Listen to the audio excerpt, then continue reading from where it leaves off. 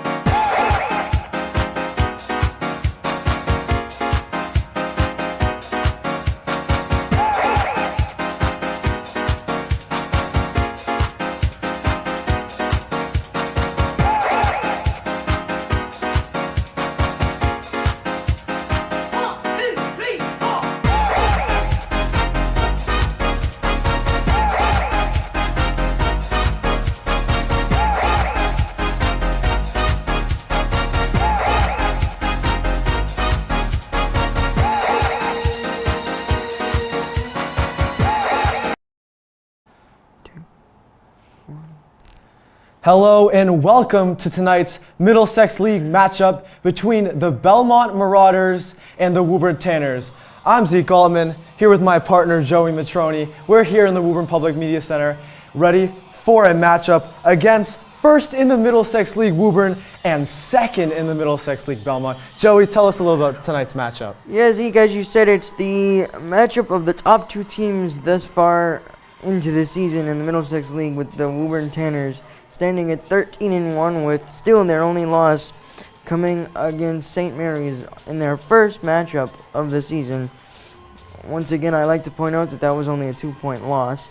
And then the Marauders of Belmont come in with a 10-5 record. And Joey, let's talk about some matchups here. McKenna Morrison had a big game against Winchester on Tuesday night, but her matchup tonight is sophomore on the Belmont Marauders, Linda Shang. And Linda Shang's a big piece of this team. So tell us a little bit about Linda Shang. Linda Shang is the person you're going to see handle the ball for the Belmont Marauders, and the team themselves seem to have the trust in her to be the one with the ball in her hands down the stretch as the game gets closer to the finish. And down the stretch, if you look at the totals of this Belmont team, down the stretch, this Belmont team is not that good.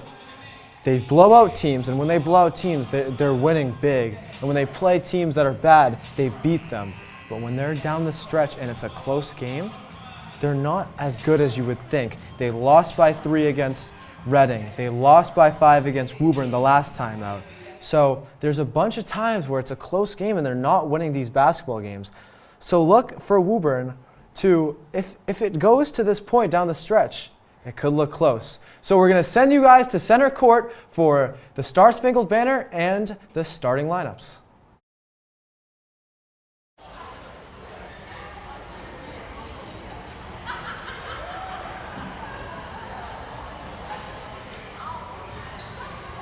Good evening, everybody, and welcome to Woburn High School for tonight's Middlesex matchup between Belmont High and your Woburn Tanners.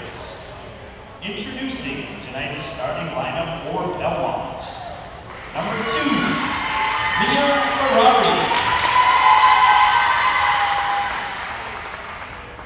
Number 10, Courtney Howell. Number 13, Emily Donahue. Number 14, Linda Shang. And number 35, Sophia McClendon.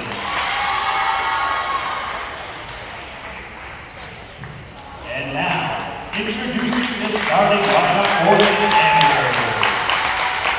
Number 1, McKenna Morrison.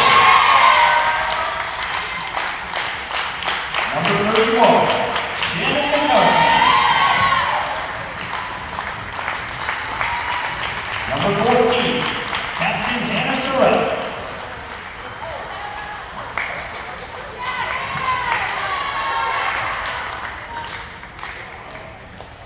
Number 24, Captain Amber Hayden.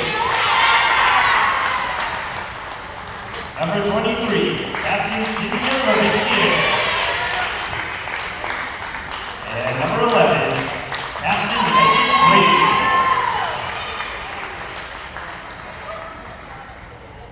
Would everyone now please rise and remove your caps for the national anthem.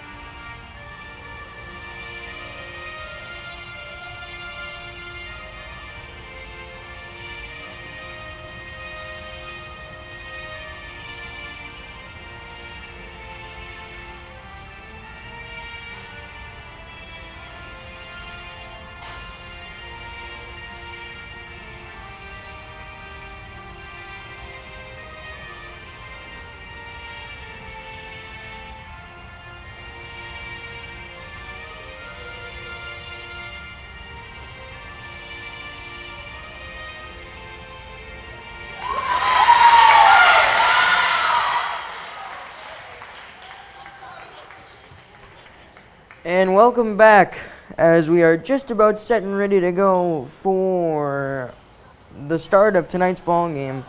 There's one more point we should bring up about the Belmont Marauders before we kick off tonight. And yeah, Joey, a big point indeed. Their starting lineup has not one senior. They have a sophomore in Courtney Howell, number 10. They have a sophomore, who we talked about earlier, in Linda Shang. They have a junior, number 13, Emily Donahue. And they actually have a freshman in Sophia McClendon, who is impressive. So they have a very young team to look at against a team in Woburn who start 3 captains and have 2 sophomores. So it's interesting how experience is going to play in a big game like this. I'm definitely interested to see how well Sophia McClendon can match up on the inside with the likes of Megan Quayle and Shannon McCarthy. You could possibly see some offense where you switch Shannon McCarthy and switch Megan Quayle into those positions with the freshman in McClendon. Quayle is set and ready to take the tip, but it is taken in by Belmont, and we are back into the corner now. Courtney Howell, number 10, at the top of the key, gets it over to the wing. Back out for number 13, Emily Donahue, who drives in and gets it stolen. Labissiere breaking out on a fast break, floats it up, looking to go off the glass. No good. And a rebound and a tie-up.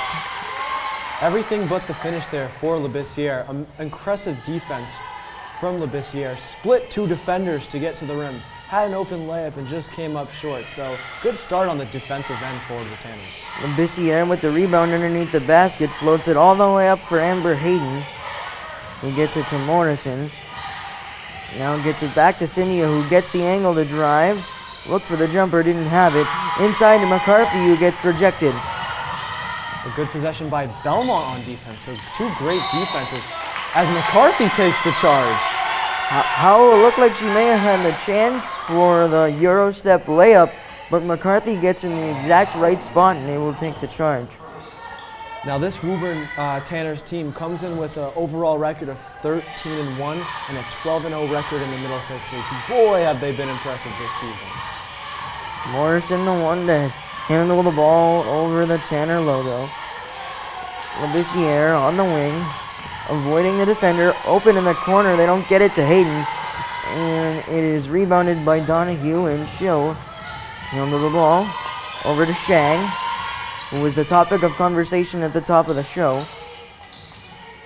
Now over to Ferrari, who thought about shooting it, now gives it up for Shang. Looked like a travel there. Howell takes the mid-range jumper, and she knocks that one down for the first points of tonight's ball game. Sweet stroke by number 10, Courtney Howell, as the first points of the game are scored. And look for McCarthy here in the post. Way to get the positioning right where she needed to get to, and floats it up in for the layup. More contact from Howell. This ball's on the ground, and it ends up with Amber Hayden. And the Lady Tanners are ferocious on the defensive end. Cynthia Labissiere regains possession. Now inside from McCarthy. This one's Quayle. That one was off the mark and out of bounds. With 6:04 to go, it's a basket each for Belmont and Woburn, standing at 2-2. And an interesting part of this matchup is the coaching matchup between Chantel Jeter, as a steal comes by number 35, Sophia McClendon, the freshman, as our sophomore, McKenna Morrison, steps right through. And like I was saying, Chantel Jeter versus Coach Sullivan, both 2 great coaches coaching 2 great teams. Let's see how their adjustments are worked throughout this ball game. Shang gets the ball back after the inbound. It's off the hands of McClendon, and she loses it out of bounds. McDevitt is going to be the first sub, senior captain Sophie McDevitt for the Belmont Marauders. Morrison now slowly getting it across half court with the between the legs dribble. Labissiere around the free throw line, gets her lob pass blocked. She regains possession, floats it inside for McCarthy. slightly off the mark and out of bounds, however staying with the Woburn Tanners. Both two teams are playing really good defense, just denying any open shots, and good transition defense also.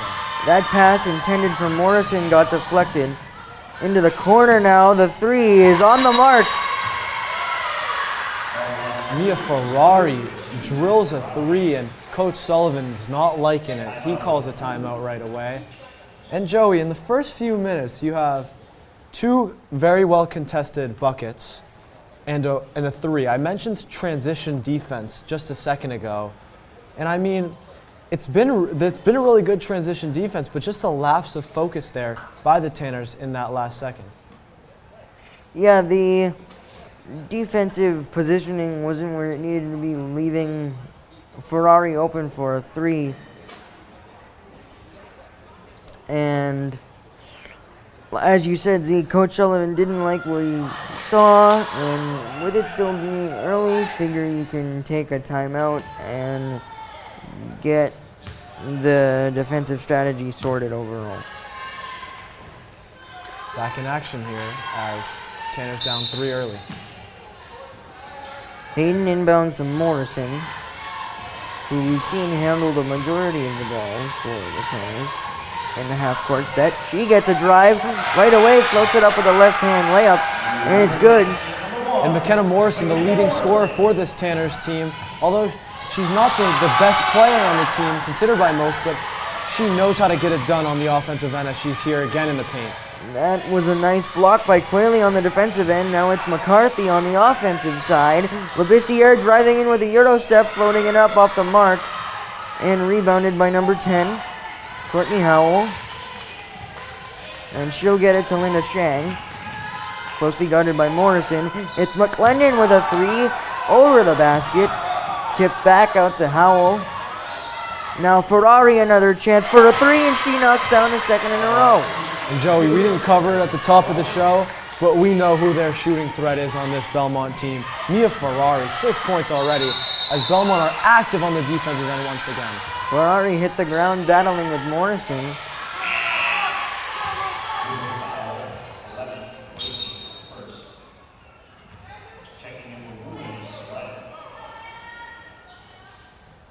Shang will be the inbounder.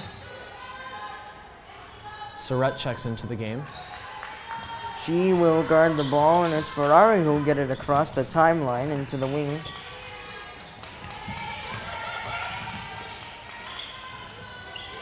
On to the other wing now. The drive and spin by Shang gets it back out to Howell.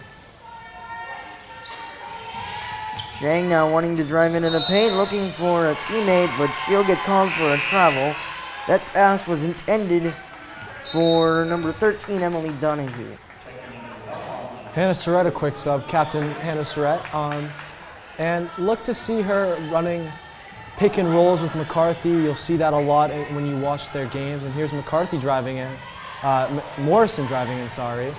That floater was off the mark, and Belmont now going back the other way, looking to set up their possession as Howell will take a quick jumper and nail it on the elbow. This Belmont team very different from the Lady Tanners opponents in the past. They're a good basketball team and are very smart and have good shots. Here's McCarthy. Top of the key three was off the mark on the drive and kick from Morrison off the screen from McQuayle. Shang gets it to McClendon. He wants to get it back to Shang and does. At the top of the key, a screen is set, and Howell swings it out to the other wing. Almost looked like a loose ball. Howell wants to shoot a three. That one's off the mark and rebounded by Hayden. Morrison now at the top of the key, wanting to drive again. She likes to go to that left hand, but it's blocked away and taken by Belmont. Morrison had that really impressive drive a few minutes back. That last one came a little bit short. Surratt with the hard defense, not giving Ferrari any space to maneuver.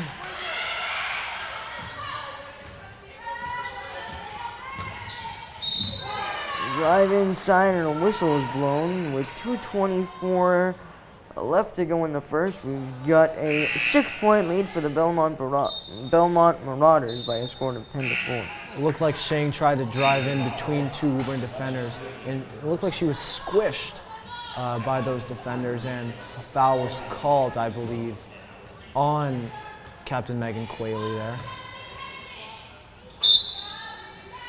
Howell inbounded under the Belmont basket, floating it all the way out for McClendon, who wants to get Labissiere going the wrong way. Opposite corner pass to number 12, Ryan Shapazian, and her pass was taken away by the Tanners and back the other way. Labissiere open on the elbow. That jumper is knocked down.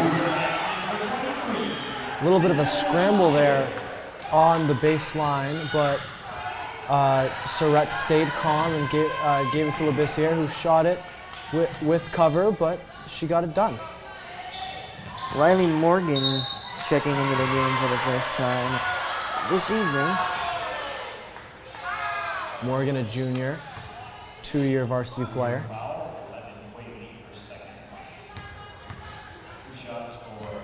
Also, Brooke Tuzelo, the sister of Captain Brett Tuzelo, into the ball game right now. First free throw bounces in for number 33, Julia Herlihy, who's a junior as well. Rapid spin on that free throw, Joey.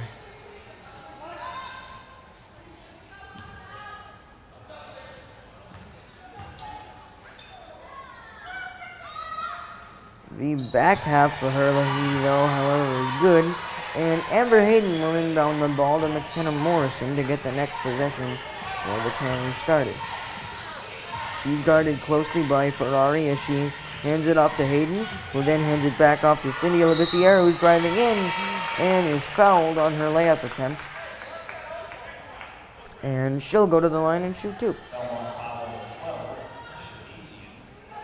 Labissiere always focus on her ability to drive to the rim with those long strides.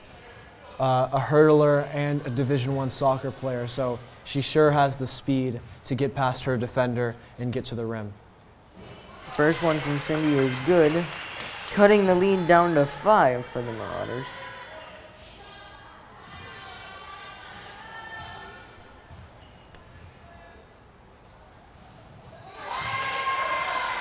Cindy knocks down both at the line. Across half court now come the Marauders, but that pass was off the mark by Herlihy and out of bounds, and another possession for the Tanners upcoming. I mean, and Joey, this is a difficult situation for the Lady Tanners. They played Tuesday night in a close one, but 11 days off, it's hard to get your rhythm back so fast when you have 11 days off. As McCarthy drills a 3 here. When have you seen that from McCarthy? She took that one a little bit earlier that was off the side of the backboard, but this one was knocked down. Had plenty of space and decided it was time to let one go and knocked it down. Coach Chantel Jeter is going to call a timeout here. Doesn't like what she's seeing from her team. But let's touch on the last few minutes, Joey. 1 minute left in the first quarter, 11-12. How do you like that score so far?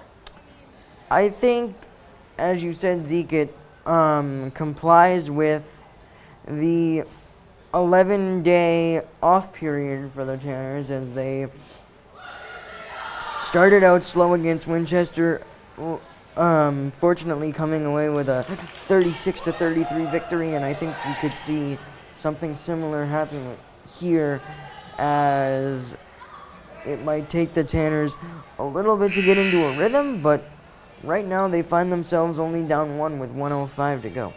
Yeah, and the fact that they're only down 1 with 1:05 to go is big, because if they're going to start slow, they're going to have to pick it up, and if they're going to, and they can pick it up. They are a very good basketball team. As Hayden gets a steal here, look for Morrison, and she finds Morrison. Morrison just short. Off the mark, there was a battle for the rebound, and a whistle was blown with 51.2 left to go. And it looks as if the Belmont Marauders will take possession.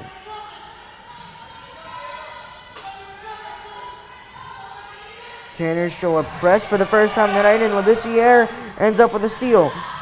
And the open girl was found, and it's an easy layup to give the Tanners back the lead at 13-12, and the press comes again. This time it'll be a foul. Man, so unselfish by that Tanners team there.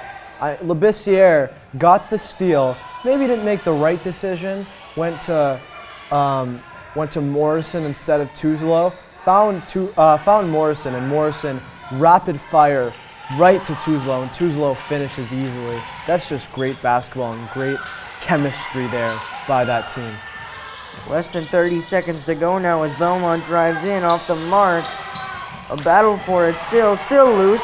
Morrison ends up with it, and she's driving hard now. Tuzlo's open again, but a mid-range is taken by Morrison. Offensive rebound, Labissiere off the mark, but a foul. Way to use her body there by Labissiere. She gets the rebound, sees the Belmont girl jumping, and she jumps right into the Belmont girl and puts up the shot at the same time. Almost an and one, but nonetheless 2 free throws here for senior captain Cindy Labissiere. The second opportunity tonight at the line already in just the first quarter for Cyndia, as the first one is good.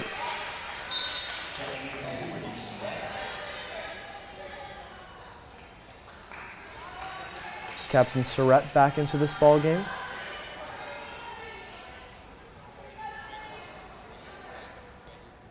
It's Labissiere, Hayden, Surratt, Morgan, and McCarthy on the floor right now for the Tanners. As the back half is off the mark and no good for Labissiere. And into the corner now it goes. A 3 from Sharpasia, no good. Half-court shot from Hayden is way off the mark and no good. But either way, the Tanners will go into the end of the first quarter with a 2-point lead, up 14-12. And Joey, I mean, this is not the NBA or WNBA where players are 40 and players are 20, but you can see that this Belmont team plays with such a fast tempo, but they're struggling to cope with the Woburn press as of late. I mean, Coach Sullivan runs one of the best presses in the state, and Belmont are struggling to cope with that. You can see the lack of experience from girls like McClendon and Shang and Howell. They're struggling to get past that, Joey. That's definitely a true statement there. And you mentioned McClendon, who has the most recent foul for this Belmont Marauders team. I think that also depicts the overall struggle on the defensive end thus far for the Marauders, excuse me. But overall, the Lady Tanners haven't been playing as well as we've seen, but they're battling through it and still find themselves up 2 at the end of the first.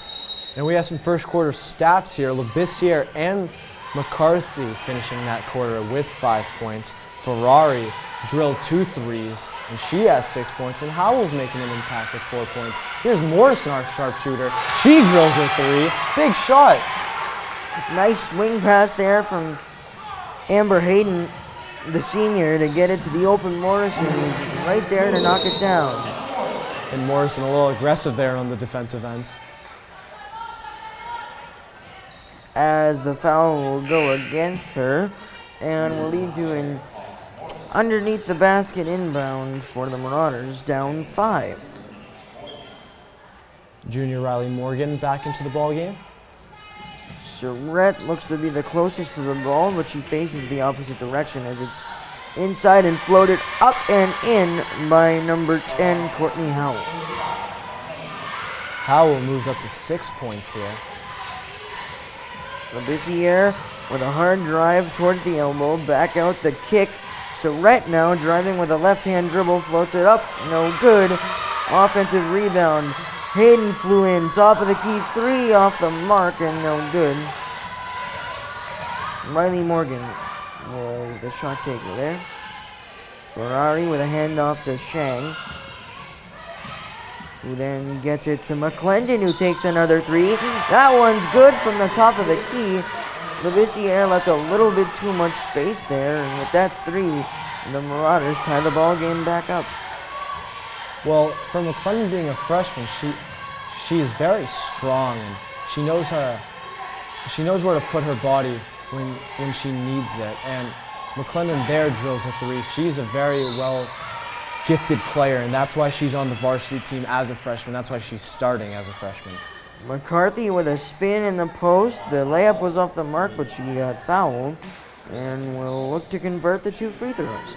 That is the second foul on number 35, Sophia McClendon. And we're yet to see Belmont's second captain, Kylie Meringer. So we will see if we view her later in this game. First shot off the mark for Shannon McCarthy. With 6:31 to go, we've got a tie ball game, 17-17. McCarthy finishes up the free throw routine and knocks it down to give the Tanners a 1-point lead. And here comes the press again, but this time the Marauders almost got past it, but it's a steal just at the end of the press. The layup is no good, but either way, it'll stay with the Tanners. And again, the defense of the Tanners, just so good. Surratt comes out of nowhere. Well, we could see her, but Belmont couldn't. She comes out of nowhere, gets the ball, runs it down all the way down the court, and just misses the finish there. As Labissiere here with a nice finish of her own. High arcing layup off the glass goes down to extend the lead to 3. And the Lady Tanners are starting to heat up. Deflected again, Cyndia up ahead to Surratt, who this time is able to make the layup. She wasn't going to miss that twice, Joey. And the Lady Tanners are starting to show everybody what they're about in this ball game. That one will go, however, as a blocking foul against Amber Hayden. But Joey, you love to see that the braveness there, where Hayden just stepped in and took that. When she knew she could get a charge, unfortunately she didn't, but she just stepped in and tried to get the ball there, and that shows how much this team wants it. Yeah, it's very easy to see at the moment how much this press is truly affecting the Marauders on offense. Coach Sullivan wasn't happy with that call. That's for sure. He was sprinting up and down his baseline to argue the opposite way of that call. Either way, Emily Donahue will shoot 2 at the line. Her first is good.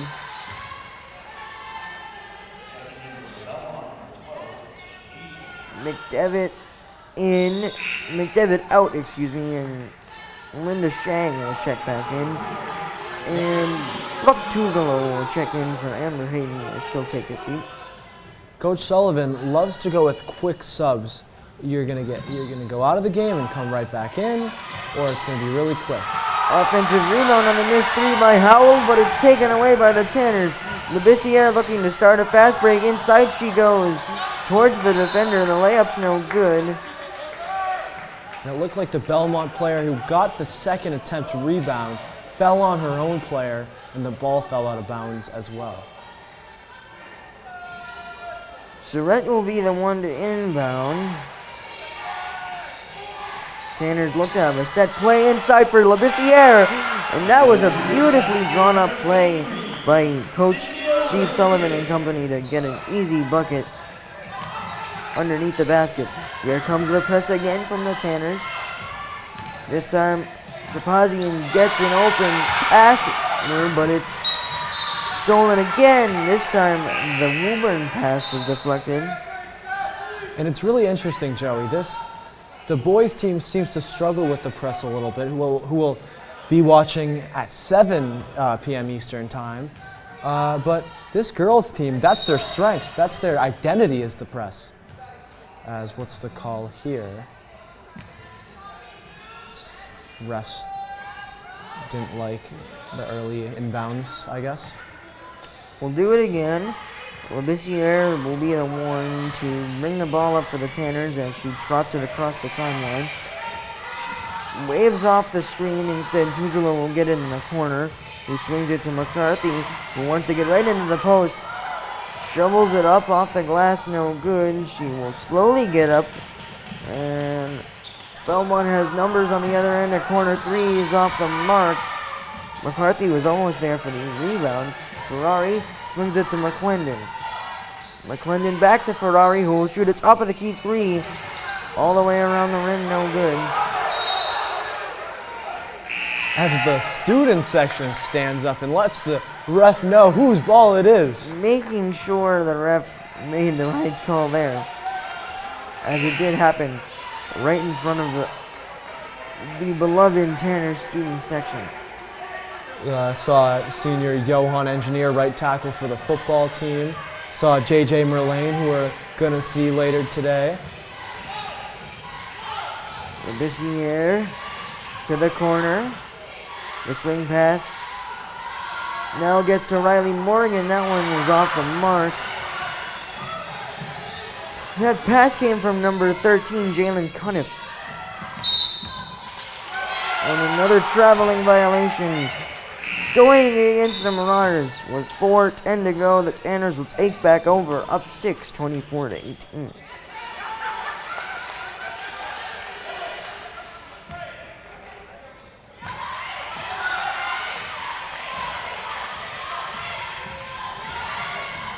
Into the corner now.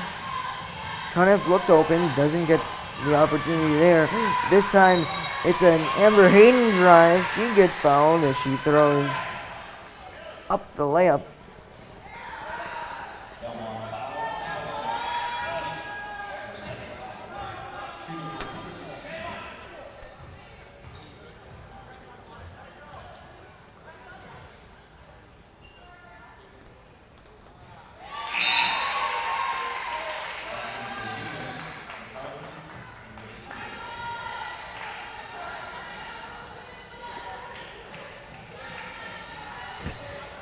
About halfway through this second quarter, and Woburn up 7 as after the first quarter they were down 1, so 8-point swing here in the first 4 minutes.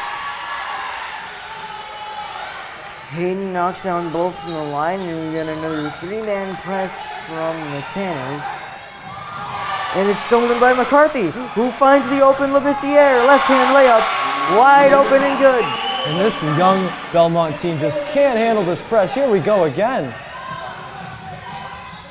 Amber Hayden sprinting to pick up the defender, and Coach Chantel Jeter is forced to call a timeout as she notices her team struggles and needs to get them figured out fast. And yeah, Joey, we mentioned the press over and over and over again. And the youth of this Belmont team, it's like we mentioned before, freshmen, sophomores, juniors, not many seniors. They're not used to a press like this. They're not used to such as good of a team as the Woburn Tanners is, playing them night in and night out. They're used to playing not as good teams, and when you come to the Woburn High School, you're not just gonna have an easy game. This team is first in the Middlesex League, 4th in Division I power rankings. They went all the way to the quarterfinals last year and faced Wachusett, an undefeated team, and took them to the wire. You're just not going to come here and run over the Woburn Tanners. So Belmont, this is a wake-up call for them, and let's see if they can step it up. Yeah, also I'd like to point out,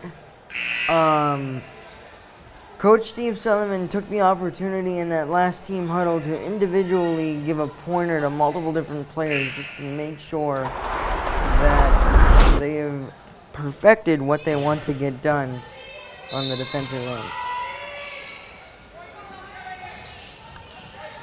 Back in play now. Donahue, that's number 12, Shabazian with the catch on the inbound, but it'll go out of bounds for the Tanners, and they will take back possession as Amber Hayden will check out.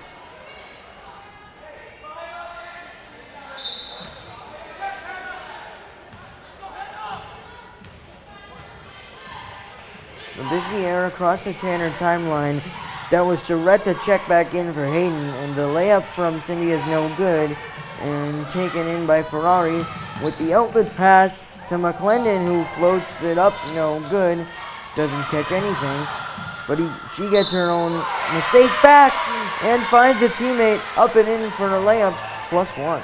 Great pursuit there by the Belmont Marauder girls. You know, McClendon airballed that shot, but she got it right back, found her teammate, Howell, and Howell put it right back in and won.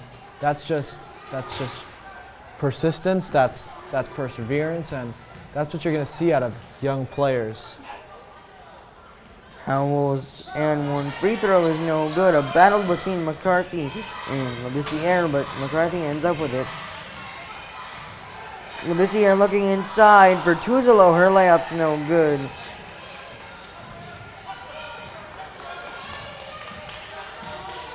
Ferrari now at the top of the key, looking for an open teammate. It's a handoff for Shang. And now it ends up back in the hands of McClendon, who lost control for a second, but the step back three is good. Nice stroke there by the Belmont girl. I mean, it was just a step back of beauty as she drills the three. Labissiere with a hard drive, finds herself in the corner. Looked like she could have been looking for a handoff. McCarthy looked to go to the open Morgan, but that was off the mark. Howell back to the other end. She gets fouled and she'll go back to the line again. And the girls got to be careful here. They're losing a little bit of the momentum they had a few minutes ago. When Belmont called that timeout, whatever Chantel Jeter said to her girls, it seems to be working so far. Howell's first is no good. As it is now, the Tanners have a 5-point lead, 28-23, with 2:07 left to go in the first half. Both from the line are no good. As Labissiere, as we hit 2 minutes to go, will set up the play with a screen from McCarthy. Into the corner for Tuzolo. She gets fouled on a push. And it'll be an underneath the basket inbound for Woburn. Just got to calm it down a little bit here. Seems to be getting a little too hectic. Surratt taps the ball to start the inbound play. It's inside for McCarthy, but it's deflected. And Shang now has an opportunity to start the play for the Marauders. He then gets it to Ferrari, who swings it back. Inside now it goes. The left-handed layup is off the mark and no good.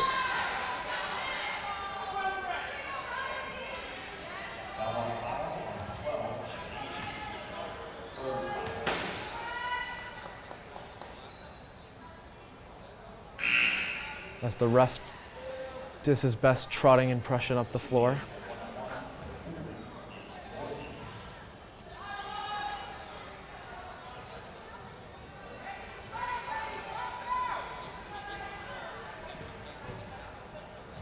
You can catch the boys game versus the Belmont Marauders also tonight at 7 o'clock. And it's a big one. I mean, the boys are in 64th in their division, but they are 10th in Middlesex League going against 8th in Middlesex League. So we'll cover that game after this one on Woburn Public Media Center. Both free throws there are good by junior Riley Morgan. The press coming again. It's Surratt and Labissiere.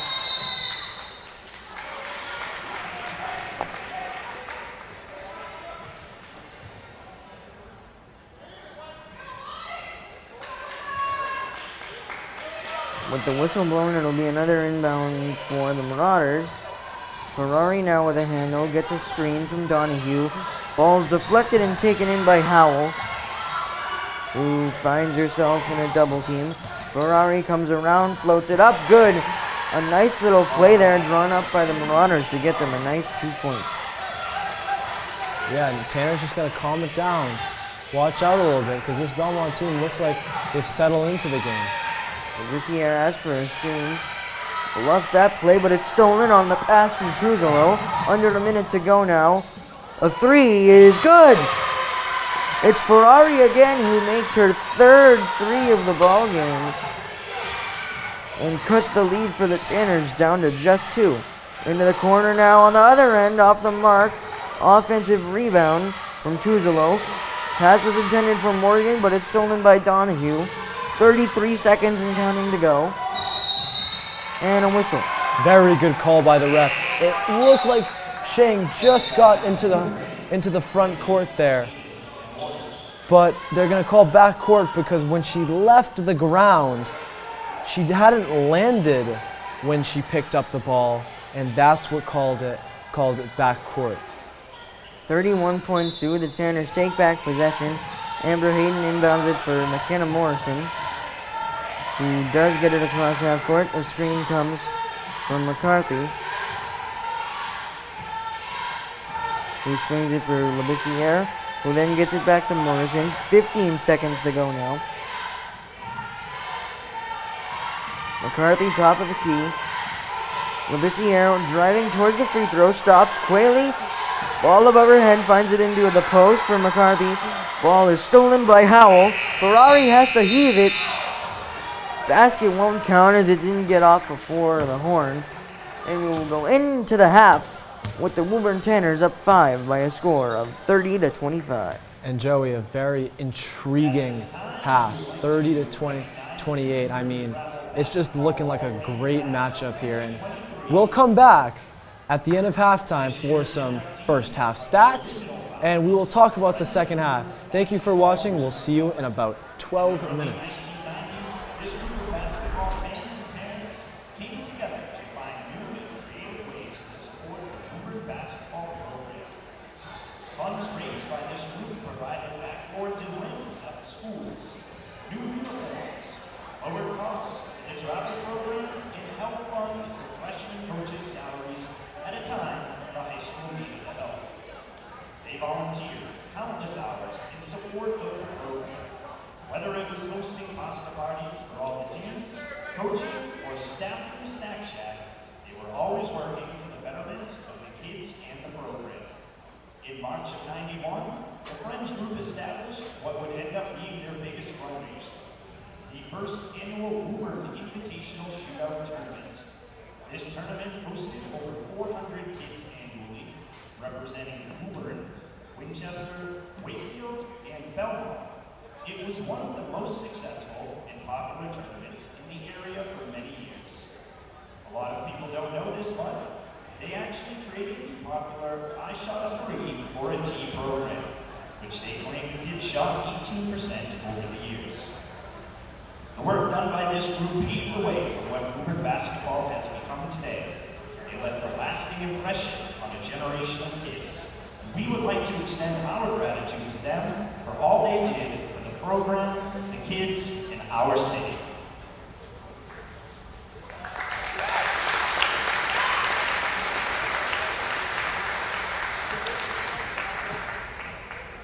At this time, we would like to recognize each inductee. First up is Jerry Garassi.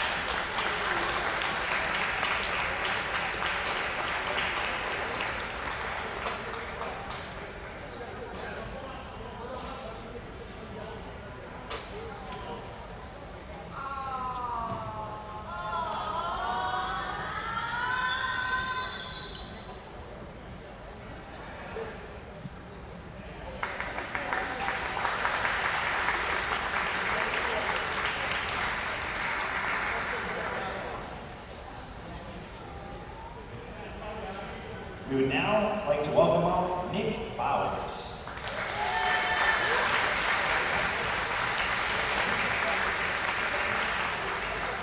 And his family.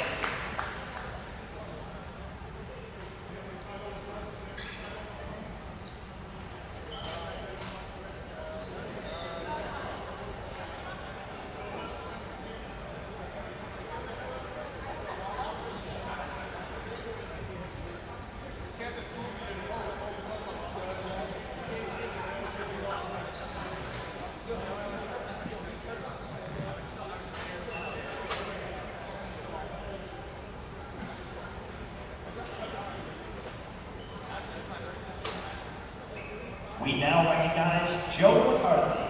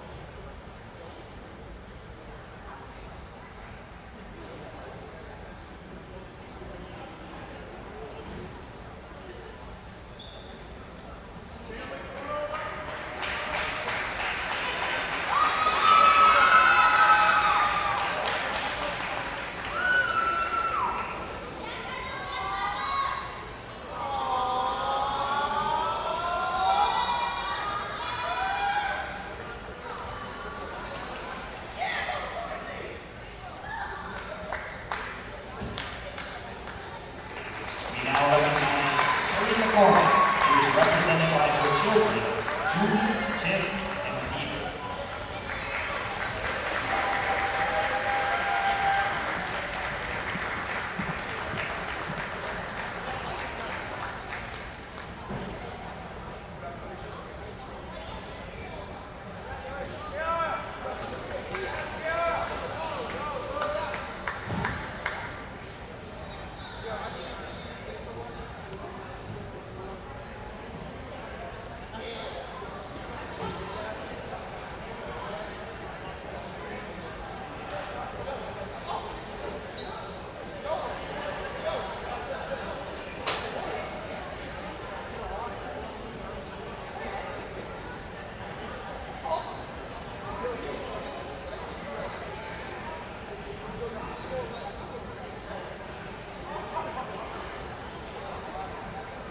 We would finally like to recognize Donna Quinn, who could not be here tonight. Ladies and gentlemen, please give a warm round of applause for your Woburn Travel Basketball Class of 2023 Hall of Fame.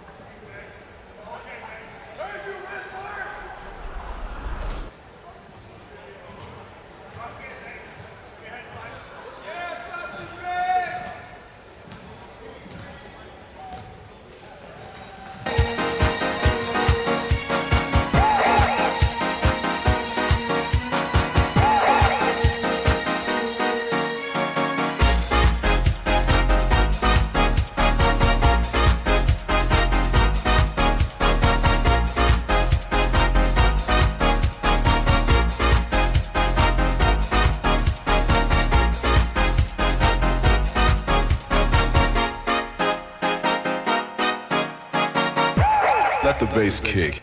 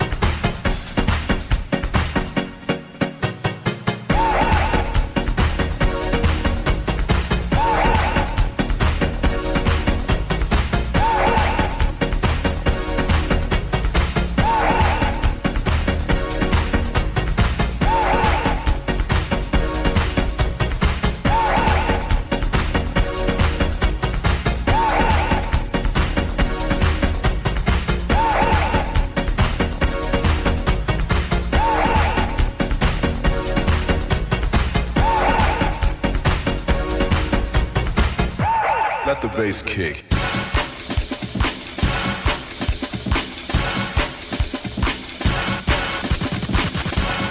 Think about it.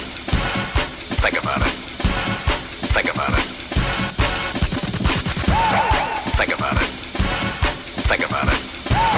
Think about it. Think about it.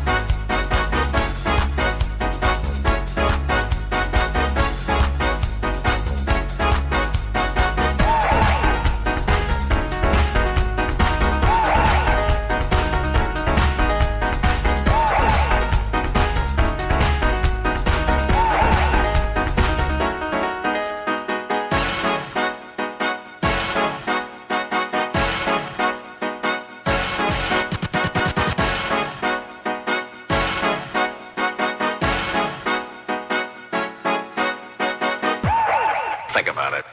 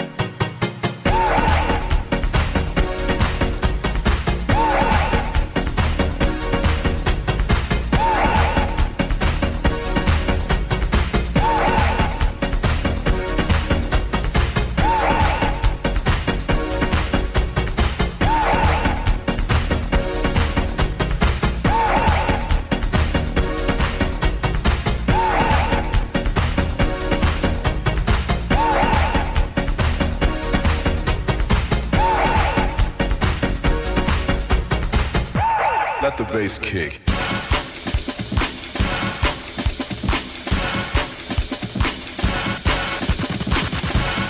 Think about it. Think about it. Think about it. Think about it. Think about it. Think about it. Think about it.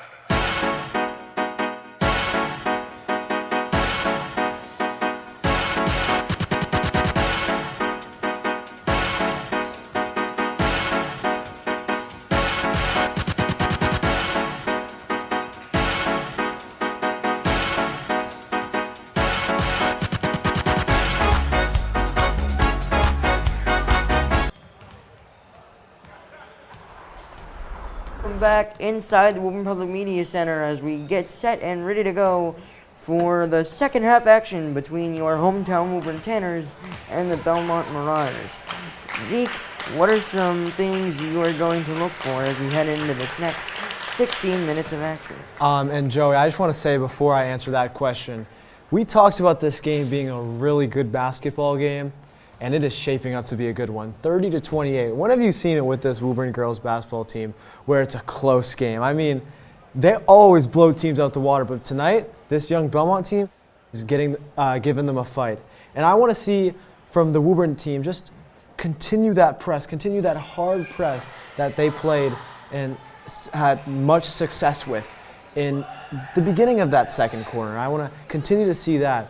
I don't want to see what happened at the end of the first half where they got a little careless, but you get rid of that, they should win this ball game. Yeah, their defense for sure has looked really good as they've caused Belmont to really struggle with the press as we're underway in the second half as Amber Hayden gets it into Morrison, who's across half court. She'll look to drive, does so, floats it up with the right hand, and it's good. A quick start to the offensive output for the Tanners in the second half. No waiting for Morrison there. Drove hard like she did in that first quarter. A nice scoop layup to get 2 points and extend the lead to 4. McClendon with the ball now as Hayden hit the deck, but play goes on. Back out to Howell, who hits it off the side of the backboard with the shot and a whistle.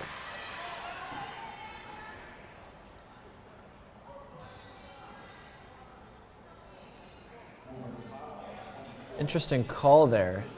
The foul will send Howell to the line to shoot 2. A little bit of contact, but I didn't think it was a lot of contact there. And we want to make a point here about McClendon, the freshman.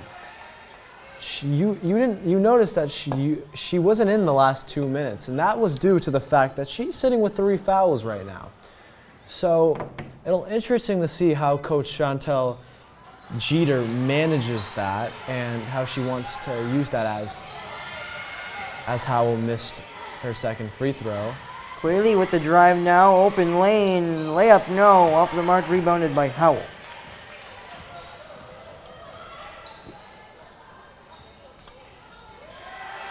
Howell's jumper is good from the mid-range area, cutting the lead in half. Just rolled around the rim a bunch and fell through. A nice little bounce for the Marauders girl. Morrison high arcing off the glass, that shot's good. Morrison having a lot of success driving to the rim this game as Sullivan is screaming for the press. Ferrari onto the wing, finds a double team with Quayle and Hayden. Quayle ends up with it, a hard pass to Morrison, who finds a wide open Cindy Labissiere for an easy layup. And a hard pass is right, Joey. I mean, Morrison got that pass, received it well, turned around, found Labissiere, and Labissiere was home free with that layup. Long pass ahead by Belmont to Donahue, who gets an open layup of her own. 6:08 to go with the Tanners still up 4. Morrison drive, back to the corner for Cindy Labissiere, who will take a step in and shoot the mid-range. Off the mark, no good, and rebounded.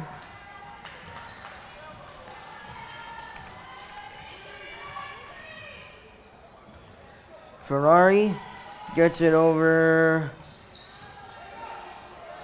and the mid-range jumper takes a hard bounce, up and in. It's the second time, Joey, in the last few minutes that Belmont have been getting some lucky bounces here. Let's see if Woburn can get some of their own. Morrison across the timeline, swings it for Quayle, who swings it back to McCarthy at the top of the key. McCarthy looking to get it in the post. She finds herself in a double team. Hayden in the corner. Quayle finds the wide open McCarthy, who gets it up and in off the glass. And Quayle attracted about 3 girls there. McCarthy's girl fell asleep, went to Quayle. McCarthy was wide open. Quayle found her as McCarthy gets the ball back here, finds Morrison and puts the layup in. The press again, Joey. And Jeter will call a timeout. A nice deflection there from Amber Hayden as she got her hands up as a part of the press, and the pass went right off the hands. Yeah, Joey, and the press just keeps paying to fruition here as the Tanners extend the lead by 4 points more than they had it at halftime. That's 6 points, and they continue to just calm the game down on offense, but on the press, they're just rapid, and they just seem to know where the ball's going at all times, one step ahead of Belmont. That's for sure, and once again, once they get the press, it's not the easiest thing to, once the press is successful, rather, it's not the easiest thing to find the open teammate, but so far, the Tanners have done exactly that, leading to multiple open layups for the likes of McKenna Morrison and Cindy Libissiere. Yeah, and Morrison's, not only is she hitting her layups tonight and driving, using her body to get a lane to the rim, she can also hit the jump shot, and that's what she's known for, hitting the jump shot and her nice floaters. Get the ball to Morrison in the mid-range, and she'll knock down a shot. Ferrari, the pass to McClendon, who dribbles it off the foot of a Woburn defender, meaning it'll be a kickball violation. Kickball violation indeed, and can't pass it off the foot. Backwards pass to Ferrari, who then gets it into the corner. And that pass is deflected and taken in by Hannah Surrett. Surrett swings it over for Cindy Libissiere. Into the corner for Quayle, who takes a hard drive. Second chance, no good. And it'll be Belmont who will take back possession with 4:23 to go. Beautiful dribble moves. McClendon three off the mark, didn't hit the rim. Offensive rebound. That's number 3, Sarah Yu, with her first action tonight. If you notice, Donahue on Belmont had some shifty combos there on the dribble as Libissiere drives all the way down the court with a nice floater of her own. Perfectly executed floater for a 2-pointer there for Cynthia. 3:55 to go. As Ferrari drives into the paint, off the glass and off the rim, no good. McKenna Morrison, full court pass to Quayle, who lost it out of bounds. And you'll notice one thing. Players on this Woburn girls team were mentioning how good Linda Shang was the last time out against Belmont when they won 40-35. They have shut her down tonight. She has not done a thing, and Woburn have just emphasized defending her on every level. Shang does have the ball here now, guarded by Riley Morgan. Now it's back to McClendon, who's on the wing for Shang, and we've got a double dribble, meaning the Tanners will take back possession with Libissiere handling the ball, and she'll slowly take it up, being guarded by Shang. Inside of the post, through a double team goes McCarthy. Her layup's off the mark, but she was hacked and fouled, and she'll shoot 2 at the line. McCarthy always a player that teams will be scared about in the post, because she can get that position, and she can get her position and knock down a shot whenever she needs. Compare it to someone like Quayle, who can do it too, and Libissiere at times can do it also. The 2 free throws, if made by McCarthy, will extend the lead to double digits for the Tanners, as the first one is good.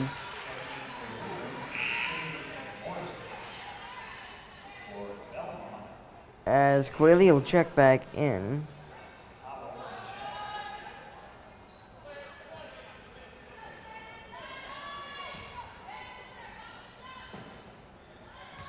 And Libissiere will also take a seat as the second half of that substitution. And both are good for McCarthy, meaning the Tanners now have a 10-point lead. The press does come, however, Belmont able to get her across into the post for McClendon. Back out to the mid-range for Shang. Donahue top of the key. Shang looking to avoid McCarthy, loses the ball on the ground. McKenna Morrison looking to tie it up. We do have a jump ball, You can see the talent of Shang when she dribbles the basketball, but Woburn aren't falling for any of her hesitations or dribble moves or combos. It's just not working for her tonight. The possession arrow was favoring Belmont, and Shang with the underneath the basket inbound, getting it to Donahue, who will look to drive into the post with a spin. Scoop layup with the left is off the mark and off the hands of Belmont, and Woburn will take back possession. Labissiere back into the game.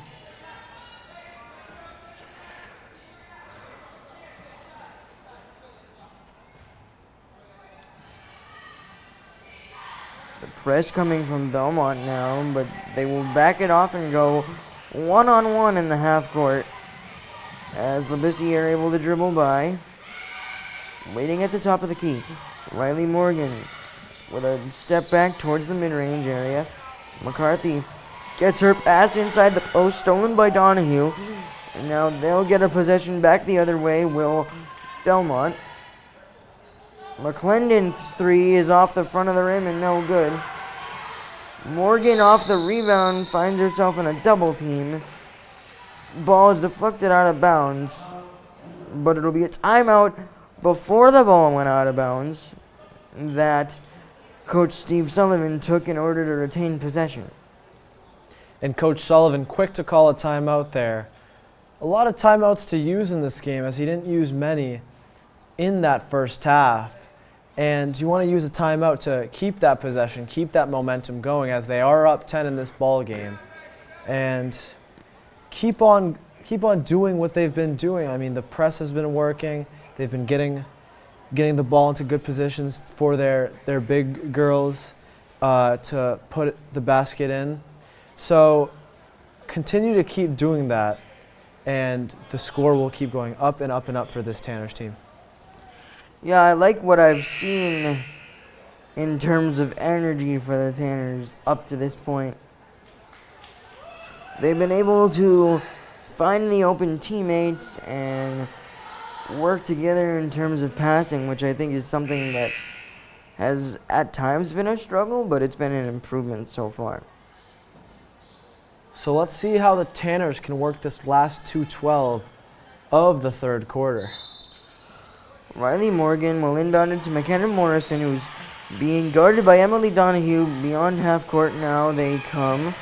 McCarthy comes with a screen, looking to get Morrison into some open space. She backs it out with a swing pass to Labissiere. McCarthy with the ball above her head, swings it back to Labissiere, who takes a free throw jumper and banks it in off the square. Bank is open on a Friday night for Labissiere as she scores 2 points to extend the Tanners' lead to 12. Another traveling violation. This one will go against Ryan Shapazian, and the Tanners will take back possession.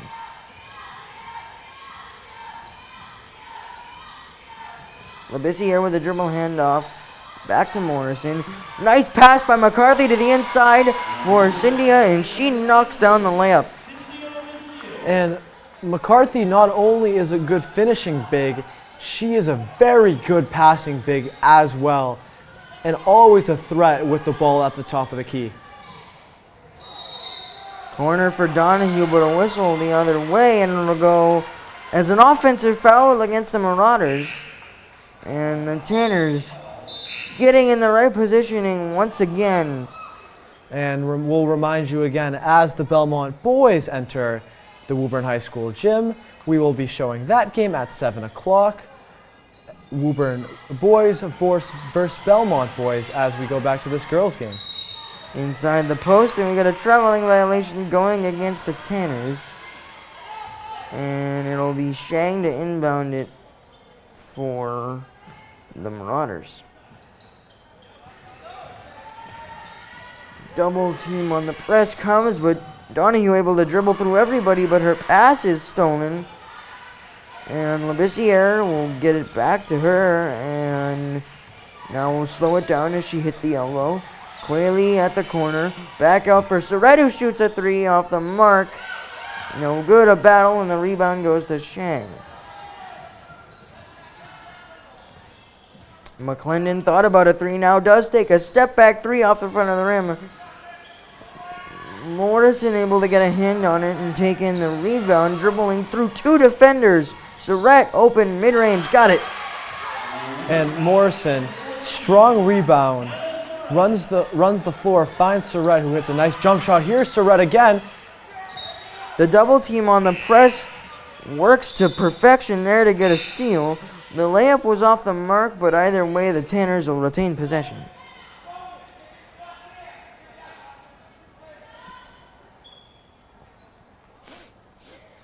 Labissiere with the under the basket inbound. Another set play looks to be upcoming for the Tanners. Morrison heads to the corner, but it's a dump off pass to McCarthy, whose mid-range jumper was blocked. And that play looked to be set up for Morrison in the corner for three, but she was covered the whole way through. Howell finds an open Ferrari in the corner, no good. As we end the third quarter, the Tanners find themselves up by a whopping 17 points, 50-34. And a 15-point swing in that third quarter. The Tanners looked like the 2017-2018 Golden State Warriors out there, the way they took control in that third quarter. And Coach Sullivan looked like he talked to his girls during the break and really told them what they needed to do. And of course, Coach Sullivan knew what the girls needed to do, and they're just doing it right now at just such a high level, Joey.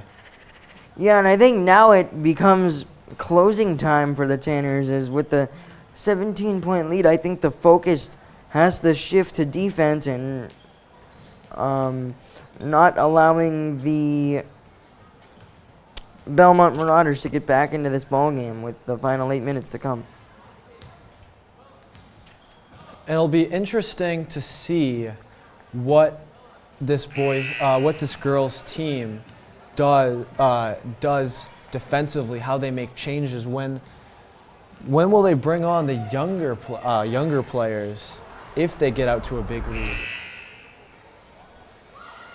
And we have some stats in this game. Labissiere is out with 19 points in this game. She is just lighting the court on fire tonight, as she is having one of her statement, typical Cindy Labissiere games, Joey. Fourth quarter now gets underway as the ball does find Labissiere. Morrison with Hayden in the corner. Hayden swings it for McCarthy. He gets it back to Morrison. A dribble handoff, which has been used all night. Labissiere getting into the open space and nails the layup. And she finds the ball again. A nice dump off pass for Morrison. And the press gets to the Marauders again. And an easy 2 points. Man, Joey, the Belmont Marauders cannot handle Cynthia Labissiere right now. 21 points, and let's see what the stoppage here is. Looks like there's no timeout. Confusion on the court. Shang will inbound to Ferrari. Ferrari to McClendon, who finds herself battling with the press. A whistle is blown for a foul going against the Tanners. Morrison tried to jump in there and steal the ball, but couldn't stop her momentum before slamming into Shang. That'll be the third on Morrison, so it'll be interesting to see if she takes a seat in the near future, as it does look like Coach Sullivan is sending up a guard to replace Morrison. Shang at the top of the key, driving on Labissiere. Spins, wanted to float it with the left, off the mark. She does get it away, however, from Quayle. And then Shapazian was double teamed. Her pass is off the mark and will battle for it on the floor. And a jump ball. Belmont still trying to get back into this ball game, although it'd be very difficult. And I wanna mention the halftime score was 30-28. The last time these two teams played, the score ended 40-35. This has been a very high scoring matchup between these two teams. It's 54-34. The lead is up to 20, and the The Tanners don't look like they're stopping anytime soon, Joey. Morrison does end up taking a seat as well, being replaced by Brooke Tuzzel. Into the corner it goes. Ferrari now, following a double team. Shapazian's three is no good. And a stoppage here, and Tuzela will re-inbound the ball. Tanners find themselves up 20 with 6:35 to go. The Tanners have taken over thus far in the fourth quarter, and for the majority of the third quarter, as well as the pass was errant Rare from mistake. Labissiere, Rare intended mistake. for Tuzelo. She has not made many mistakes tonight, Labissiere. She has been the star of this ball game. 21 points, a bunch of assists, rebounds. This is the Cindy Labissiere game so far tonight. Another off-the-ball foul called. This one goes against Belmont, and it'll be a turnover on the offensive end. And the girls just got to take control of this game for about 2 or 3 more minutes, and they're home free, Joey. Yeah, we'll see how that happens here, as Morrison took a quick break. Now she finds herself back in, but has to be careful with the 3 fouls as she loses control. And Shang got it, but Amber Hayden had the save all the way to the opposite corner as she crashed into the scorer's table with the energy on that one. However, it will be Belmont basketball on the opposite end of the floor. Hard pass in for Shang, who gets it to Howell, who's on her knees. Gets it back to the opposite wing, deflected by Morgan, but staying with Belmont.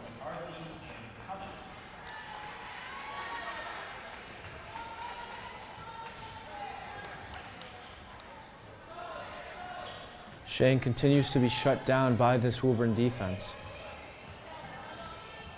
Ferrari being closely guarded by Morrison.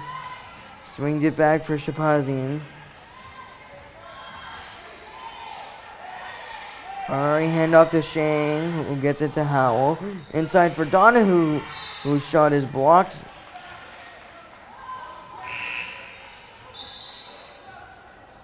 Labissiere checking back in, replacing Hannah Surratt.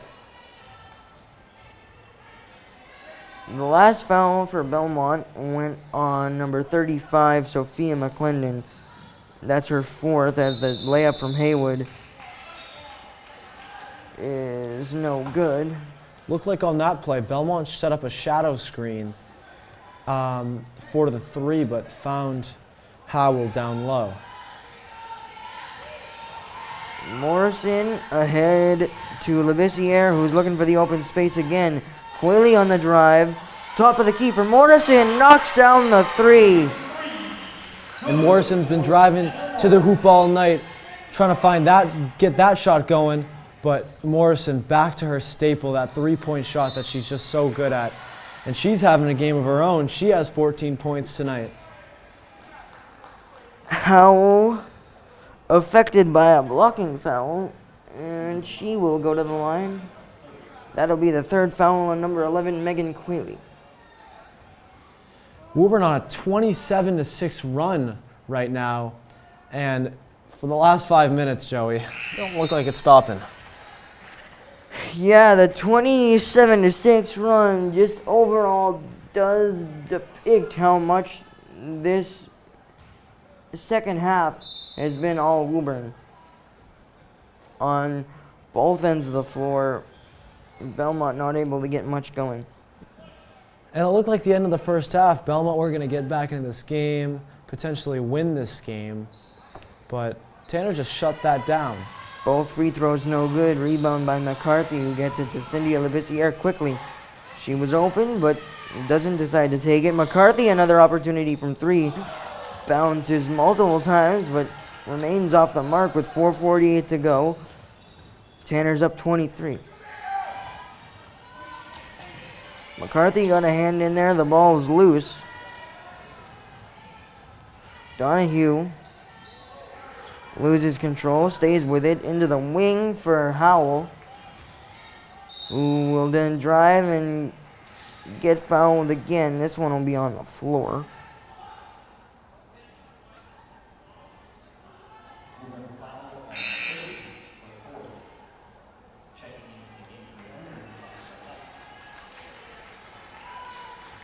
Shang will be the one to inbound. Still looking.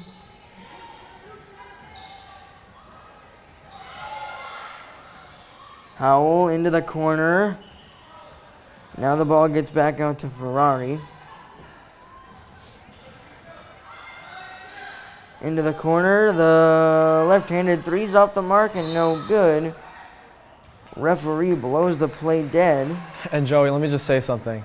When you said left-handed three there, I didn't even know Shang shot with her left hand. That's how much that the Tanners have been denying her a chance in this game. That's how well they've been doing against Linda Shang. Inside pass. And another tie-up. This one's pointing the way of the Woburn Tanners. And Amber Hayden will inbound it. 4 members of the Belmont team now before half court setting up a press. This is just desperation time for Belmont. So right into the corner for Hayden. Her three is over the basket and out of bounds. Stay Tanner's ball.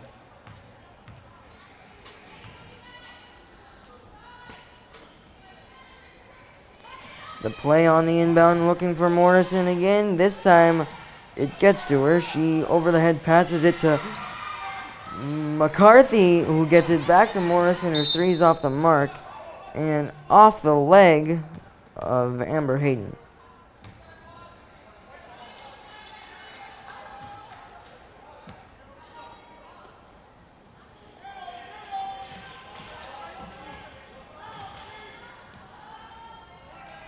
Shang with a pass to Donahue. More passing now. This one goes to Ferrari, who floats it up off the rim. No good. Offensive rebound, no good. Blocked was number 20, Sophie McDevitt. Starting to get the subs into the game, Belmont are.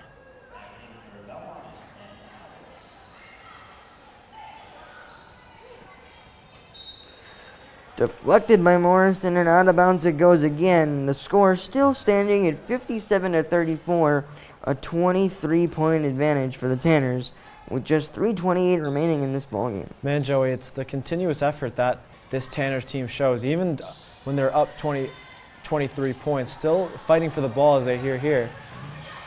A Surrett to Morrison. Labissiere just misses the layup there. Great pass by Morrison, but Labissiere unable to finish. Now going back the other way is McClendon, who Euro steps. The layup was no good. The whole move out for the cameras there. Just missed it for the layup, as looks like Woburn will call a timeout here with 3 minutes left. Maybe get some of their subs into the game.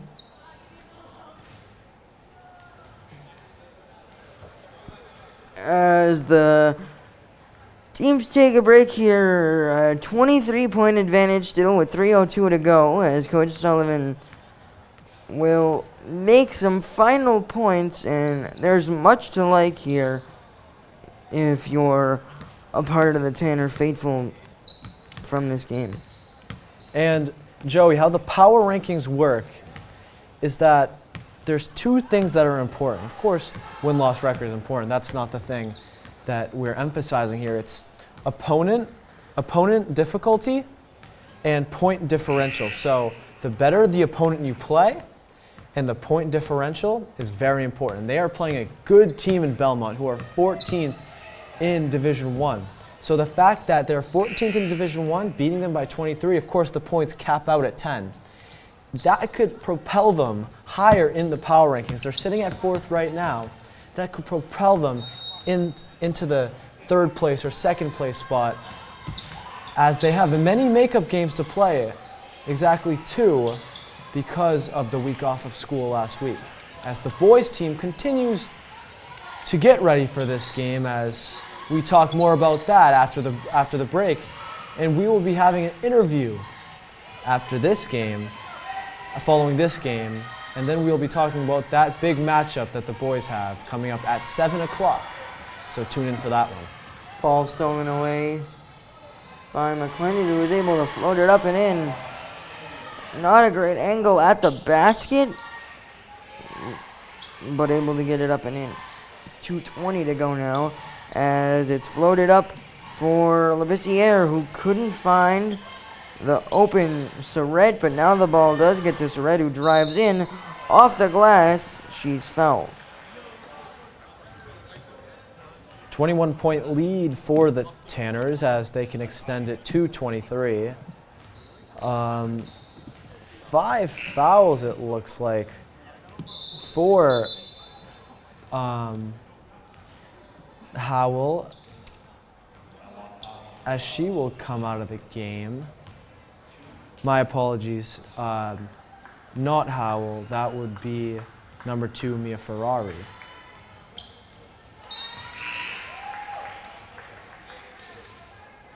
First one from Surrett is good.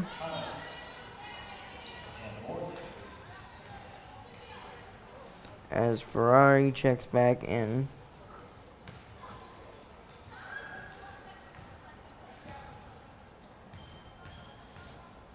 And we're going to talk more after the break specifically about number on the boys team, Evan Kolodko, who's made a big impact in the last few games, and we'll continue to see how he will make an impact on that game coming up at 7 o'clock.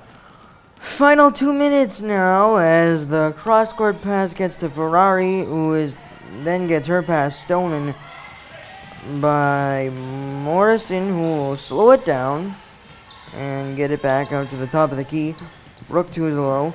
Cuniff now with a swing to McCarthy. Tuzolo finding the open space. Floater, no good. Belmont going the other way now. 1:33 to go. Donahue inside pass to McClendon, whose layup's good. Couple subs ready to come in for Woburn. I'd assume Morrison and McCarthy coming out. Looks like junior Amari Williams will be coming into the game. Riley Morgan in the corner. A pass for McCarthy, who's doubled, but finds an open Tuzolo from the mid-range, and her shot is good, extending the point total for Woburn to a whopping 61. Also coming to the game, sophomore Haley Zwicker will be entering. Here's Zwicker defending Ferrari. Inside from Howell. That, however, will result in a blocking foul.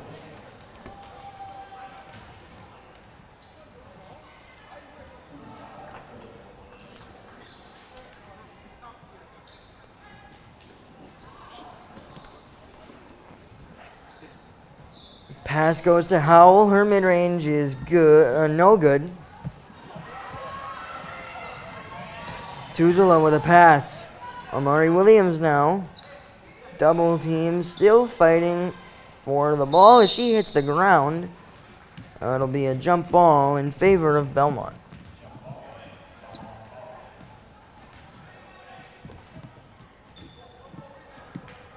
.8 to go, as the Marauders will look to save clock with the rolling inbound.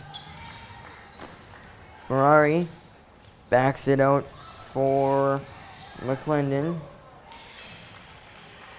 as the ball is taken away by Cuniff in the corner as Tuzolo hits the ground.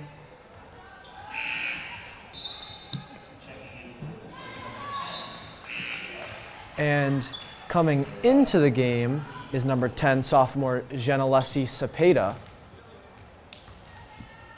And Woburn, big game on the defensive end. They will finish this game with 18 steals. That's just a masterpiece of defensive work as Genelesi handles the ball here. Cepeda to Cuniff, whose jump shot is no good. Rebounded on the offensive end by Zwicker. Back to Cuniff. Cepeda in the corner now. And that pass is a little bit off the mark, forcing Cuniff to retreat back. And with 7.7 to go, after the backcourt violation, Shang will inbound it one final time. And Ferrari will head to the wing.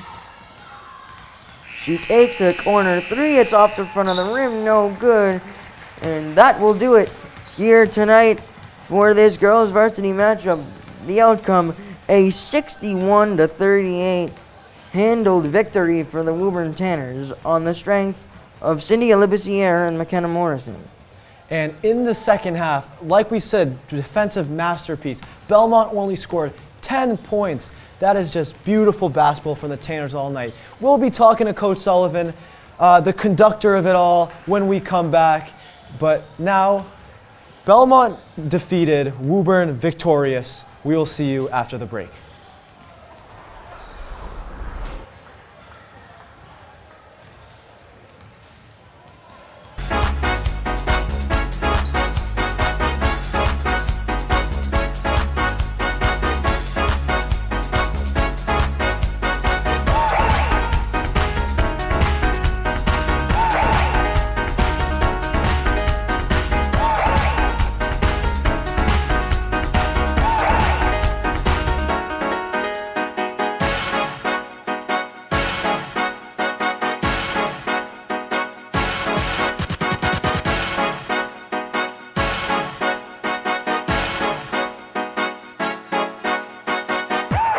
Think about it.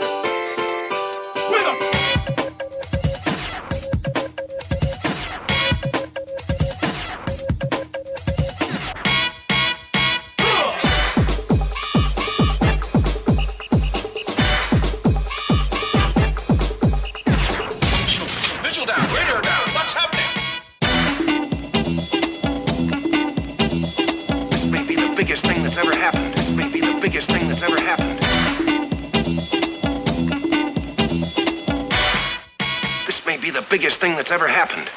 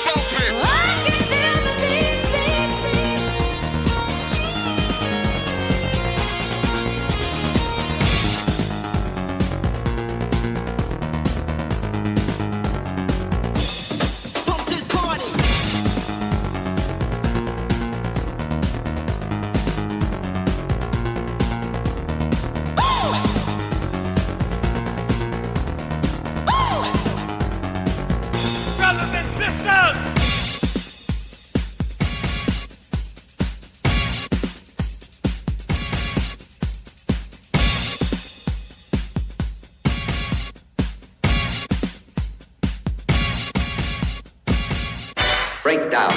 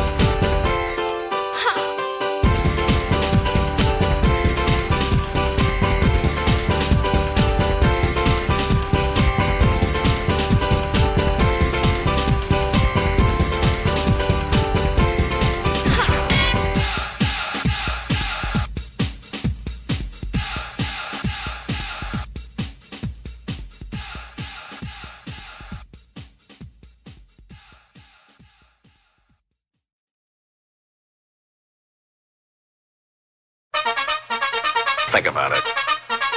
Think about it.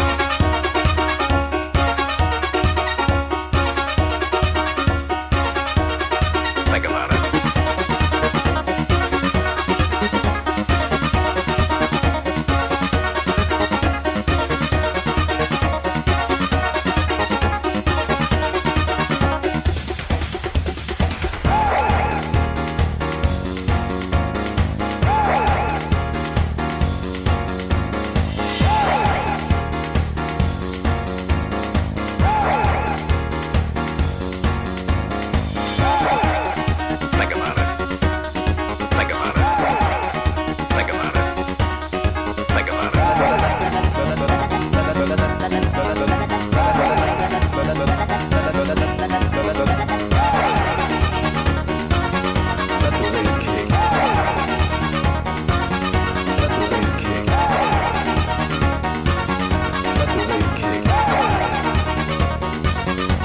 Bass kick.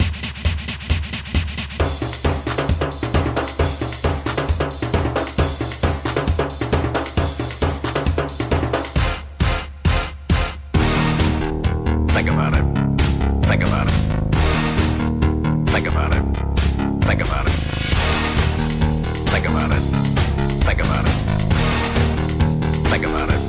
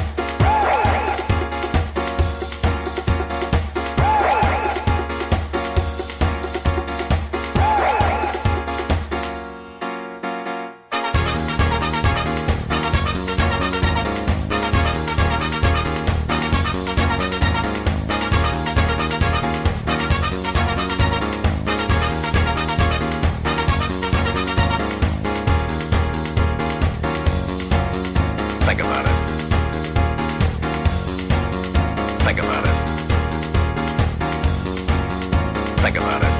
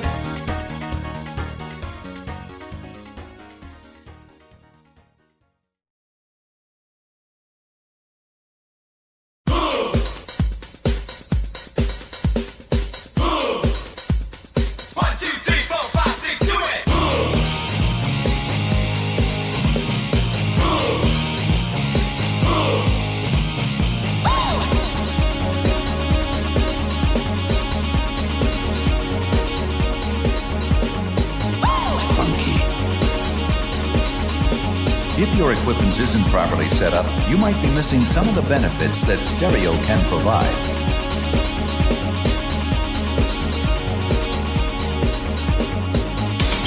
Missile down, radar down, what's happening?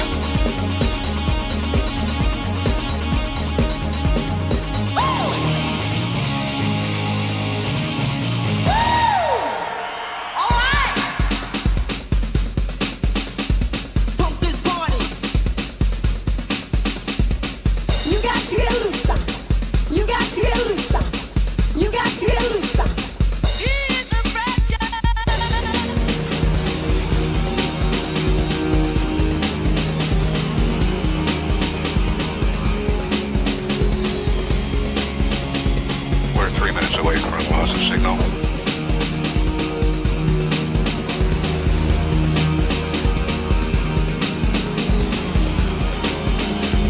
All the people on this earth are truly one.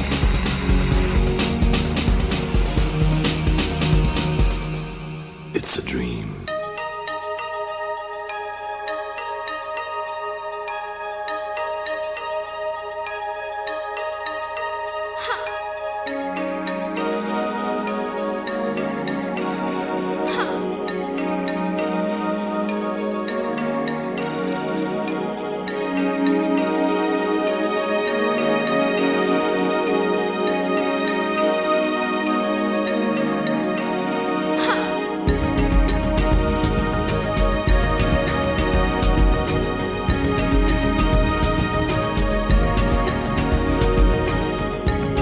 We create a mental atmosphere.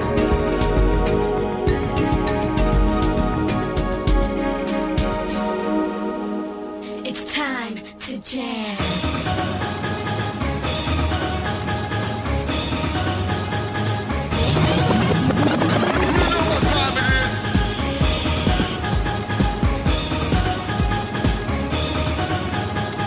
Wanna see the place jumping and bumping?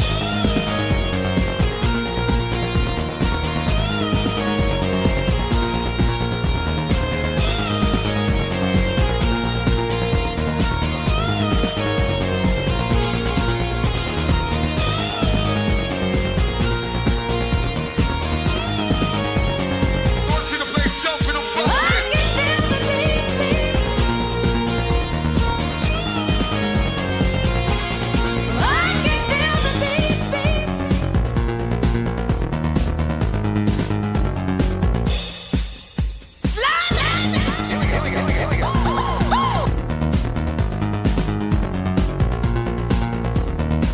We bring you this special radio television broadcast in order to give you the very latest information on an amazing phenomenon.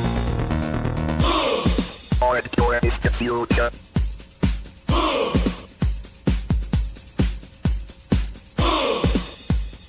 I'm a real. I'm a real.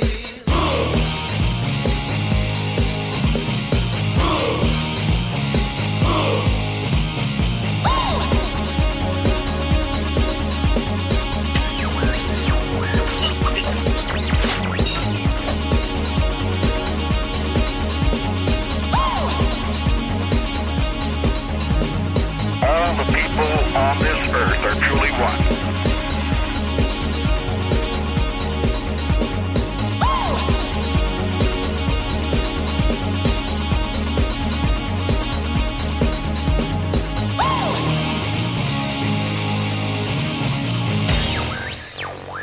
We've had loss of signal now.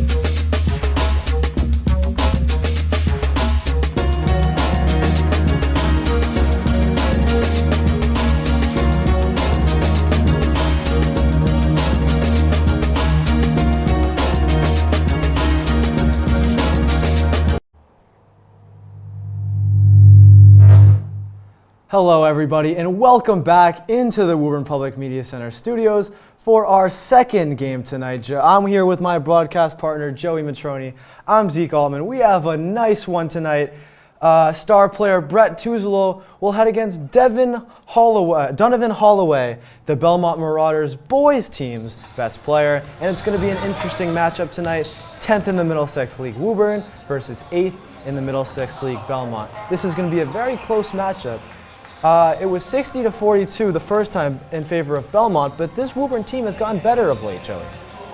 Yeah, I think they really had a uptick in energy overall as a team after the 62-50 win against Wilmington. But as we go into tonight, both teams enter with losing streaks. Belmont coming in with 3 losses against Winchester, Reading, and Arlington, and Woburn coming in with a 4-game losing streak, including the first matchup against these Belmont Marauders, and also Burlington, Arlington, and Winchester. And Joey, one thing I want to talk about regarding the Belmont Marauders, they're built by a big 3. Donovan Holloway, Colin Galloway, and Gabriel Meyer-Haran. I want to start with Gabriel Meyer-Haran. He is one of the tallest players in the Middlesex League, actually, so it's going to be a big matchup for Dom Caffarella, and to see how he copes with that. He's a strong player, he's a tall player, and it's going to be important to see how Caffarella deals with that. Galloway, a very aggressive point guard. He can get to the rim, but he can get in the head of the opponent.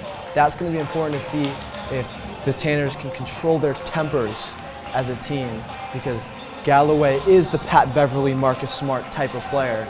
Hard-headed person, but a very good basketball player. And Donovan Holloway, number 4, he is a sharp-shooting forward, and it's going to be important to see how the Tanners deal with him on the offensive end. So we will send it out to center court for the introduction of our starting lineups and the Star Spangled Banner.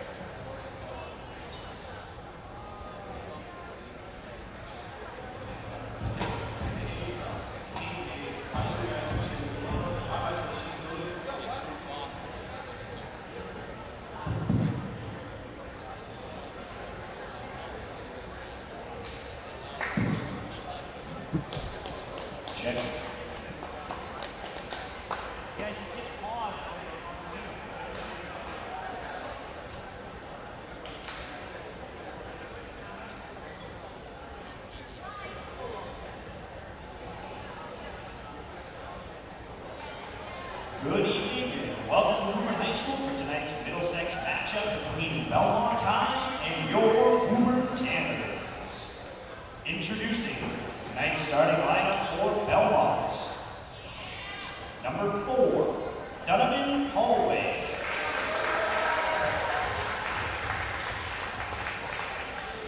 Number 10, Colin Galloway. Number 13, April Meyer-Kerman.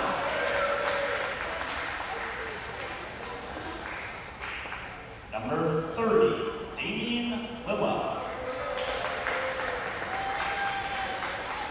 And number 32, Charlie Clem.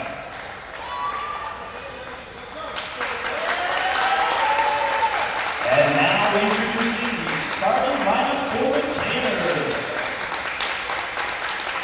Number 44, Dominic Caparella. Number 4, Evan Kolodko.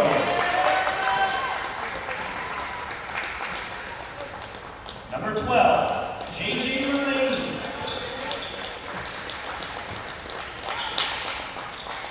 Number 34, Captain Brett Uzelo. And number 2, Captain Liam Dillon. Would everyone now please rise and remove their caps and wave our national anthem.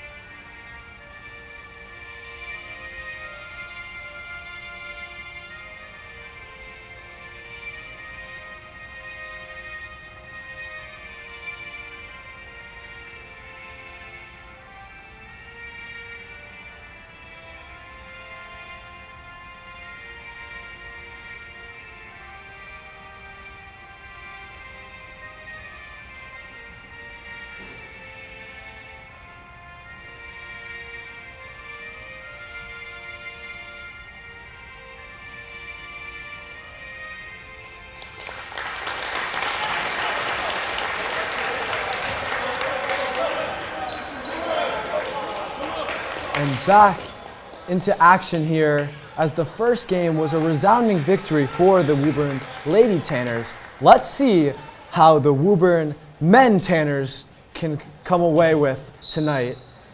A loss would not be great, probably push them to 65th in the state and down to 11th in the Middlesex League, but a win could be very beneficial, push them a few places up in the Middlesex League and in the MIAA. So let's see how we talked about Caffarella can handle Meyer-Haran, and let's see how Evan Kolodko can affect this game as he did on Tuesday night versus Winchester. Holloway and Caffarella will take the tip. Tuzelo on the wing. We'll find Kolodko here. Kolodko looking for Dylan. Dylan bobbles the ball a little bit. Merlane looking for Caffarella inside. Finds Caffarella inside. Caffarella likes that isolation there as he finishes. But a traveling violation will negate the basket. Totally right, Joey. And Caffarella looked like he got into different good position there, but want to see him keep the footing going as Belmont and Lilla take it. Leah finds Galloway. Galloway, one of the members of that big three, as we find the big guy, Haran, who can stroke the three as he does to open the scoring here. The swing pass there from Galloway got the open three in the corner from Meyer-Haran, and he knocked it down. Merlane to Caffarella, that same combination from last possession. Tuzelo will try a three, and he will drain a three, ties the game, and answers that three from Meyer Haran on the other side. Defender gave just enough space for Tuzlo to be able to feel comfortable letting that one go. And Joey, I want to mention something about the press that is important, as Belmont are one of the best half-court pressing teams as they get the second chance rebound there, but they're one of the best half-court defensive teams in the league. So they will default to that, but it will play into Woburn's hands as they struggle against the press. Yeah, the struggle against the press, Zeke, has been something that has forced Coach Randy Parker to really swap the guards in and out as J.J. Merlane knocks down a three.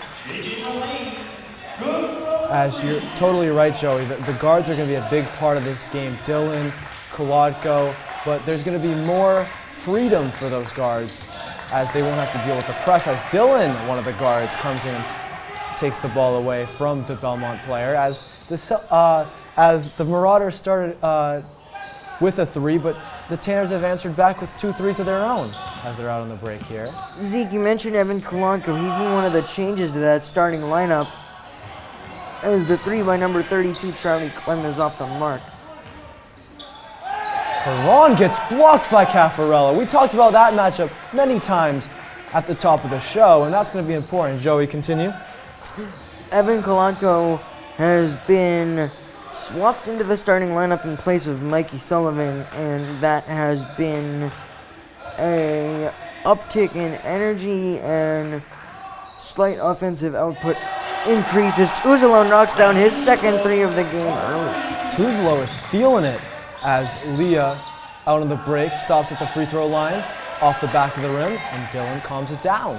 2 threes from Tuzlo. We'll get you some of those three-point stats in the Middlesex League later in the show as Dylan fights his way through and Leah gets called for a foul. Blocking foul, that'll be Lila's first on the night. And Tuzlo, one of the best three-point shooters in the Middlesex League, as he has 23 threes on the season, as he is top 20 in the Middlesex League. And you consider Woburn is not the best three-point shooting team. Dylan drives and he finishes. Contested layup there. Tough defense there, but Dylan got enough arc on the shot to knock it down. Clem takes a three, he misses, as Kolodko fights for the rebound, and Dylan calms it down as you can see Belmont back off and stick to their half-court defense. There's that uptick in energy from Evan Kolodko. Dylan drives into the lane, takes on Haran. Caffarello cleans it up, 2 points, and the Tanners are up by 10, 4 minutes into this game. Kolodko with a steal. He's got Merlane with him. And it will just come off number 4, Donovan Holloway, as the Tanners just continue this energy at the beginning of the game. Didn't expect that, Joey. No, but again, it's a testament to the changes that Randy Parker has made, and some of them seem to be coming to fruition. Oh, 100%, Joey, as Kolodko continues to push the pace on both ends of the floor and makes Belmont worried when he's on defense, because he can be a very good defensive player. Tuzlo finds Kolodko trying to save it from the half court. It's gonna go to Holloway as Holloway finishes. Galloway finishes at the rim prior to the turnover from Brett Tuzlo, as Dylan trying to keep the ball, bring it over half court. He does, as they're going to call, Randy Parker is going to call a timeout as his team is up 8 with 3:25 left in the first quarter. On that last play, Kolodko really had no opportunity, as if he didn't try to save it, it would have been a backcourt violation resulting in a possession loss either way. And we want to talk about a few more points coming into this game, as we talked about Kolodko, and let's talk about the mismatching of guards. Joey, you mentioned it earlier. Tell me some guards that you're looking to see throughout this game, whether it be Dylan or Kolodko to start the game. Tell me some guards off the bench that we're going to be looking for. You could see a mixture of a lot of different guards, including sophomore Jacoby Altman, junior Matt Cavino, sophomore Nick DeFelice, and I think they've all shown the ability to struggle with the press on any given night, but I think Rennie Parker has had a keen eye in noticing who's had the most success within each game. One more guard that you missed, Joey, is he got demoted to the bench, but Mikey Sullivan has been a big part of this team. So let's see how he can play the sixth man off the bench as Tuzlo at the top resets it here. A few dribble moves, finds Kolodko, risky pass. Kolodko back to Tuzlo, finds Dylan. Dylan's going to take the three, just short. Merlane didn't have the positioning there to end up with the rebound. Is Meyer Haran with a spin. Caffarella wins the matchup again against Haran, two of the tallest kids in the Middlesex League. Merlane gets one of his first few touches of the game. Merlane on the wing. Out to Kolodko, finds Tuzlo on the wing. Tuzlo been feeling himself from the three-point line. Kolodko a couple of dribble moves. Love that from Kolodko. Kolodko, Tuzlo into the corner. He takes another three, just short. And Belmont and Galloway out fast. Galloway misses. Caffarella with the rebound. Dylan calms it down, as they haven't been able to do so of late with the rampant press. Tuzlo on the wing, looking for options. Caffarella, defended by Haran, finds Kolodko. Kolodko bobbles the pass, finds number 4, Donovan Holloway. Turnover for Kolodko there, and it's an easy finish for Galloway on the other end. Tough pass there as Woburn was throwing into a sea of people in general, including teammates and defenders. Finds Merlane in the paint, out to Tuzlo. Tuzlo going to take his 4th three of the game and drill his 3rd made three of the game. Brett Tuzlo continues that shooting stroke that he has developed throughout this season. The leading scorer here on offense thus far for the Tanners. As Dylan fights to keep it alive, gets it back from Caffarella. Dylan brings it across the timeline. Nice spin move there. Looking for the floater, a little bit wild on the floater. Galloway is going to bring it up. Finds Lilla. And Lilla is going to get hurdled above by Merlane. And Merlane's shaking up a little bit, but he looks to be okay as 2 subs look to come in. Merlane had a lot of momentum going towards Lilla there and just couldn't stop himself from making contact. And Merlane and Kolodko going to come out for the Tanners, and Altman and Sullivan, who we talked about earlier in the show, coming into this one. Sullivan looks to be on Jaden Arno, who's come in for Belmont. And a cut made by number 12, Max Cornelius, who's come into the game. Arno out to Galloway. Finds Haran. Haran's going to drive in and miss the layup. Good defense by Caffarella there, as Altman's going to calm it down here. Altman able to get nice height on the jump to come down with the rebound. Dylan looking for options here. Dylan trying to find Caffarella. Caffarella isolated in the post. Caffarella's going to put it up. Good defense there by the center from Belmont. As that's going to go out to number 4, Holloway. He's going to miss a three. Caffarella's going to come up with a rebound. Dylan will take it across half court. Dylan drives. Nice floater off the back of the rim. Time ticking down in this first quarter. 3 seconds left. A wild shot there from Belmont. And Sullivan going to tap it out of bounds. And that will be the end of the first quarter, Joey. What did you notice from Woburn, the difference that they played in that first quarter from the rest of their season? First of all, I wanted to mention the matchup thus far between Meyer Haran and Dominic Caffarella. I think Dom has actually done a really nice job being able to contain a player with similar size to him is normally throughout any of these games he's going to have a little to significant advantage. So being able to adapt to a similar play style is always good. And it's interesting how Caffarella is adapting to this matchup versus Haran. I want to mention that Caffarella isn't the fastest player, and Haran also isn't the fastest player. So that matchup, Caffarella versus Haran, works in Caffarella's favor because as Woburnites here, we believe that Caffarella has the technical skill to bypass Haran. And we want to mention the leading scorer in this game so far for the Tanners is Brett Tuzlo with 9 points, and he is leading this team very well in this first quarter, 16-7 as the second quarter gets underway. And rapid, Colin Galloway will take a three, out to Arno. Arno will hit a floater. And tell us, Joey, how we know Jaden Arno.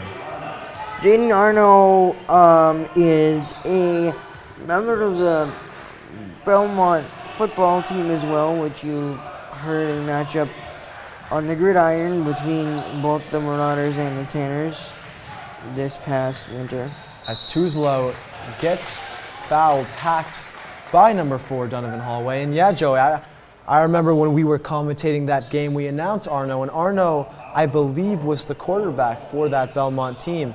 And Woburn did not have a problem versus Jaden Arno. They played really well, and Woburn came away with that victory. But this team, Belmont and Woburn, filled with football players that have hit the gridiron and been really good. Let's mention Brian Logan, Chris Cogliano, and Jaden Arno. So interesting, that one. And on Woburn's side, Dylan, Merlane, Tuzlo, the QB1. So it's interesting, Joe. Besides that one free throw right there, the other 9 of Tuzlo's points coming on 3 of 4 shooting from beyond the arc. And Woburn with a little bit of a 2/3 court press, Joey, as they started it. As Arno takes a three, as they look for him to be their jump shooter. As that goes, looked like could have been called for a foul as number 21, Cogliano, takes that three. That three for Arno was definitely open. It was just a little bit off the mark on my shot. Altman with a couple moves. Finds his childhood friend Sullivan. Out to Dylan. Dylan looking for options here. Dylan's gonna drive. Finds Sullivan in the corner, a slow rolling pass out to Altman. Altman's gonna do a nice dribble move and just short with the shot.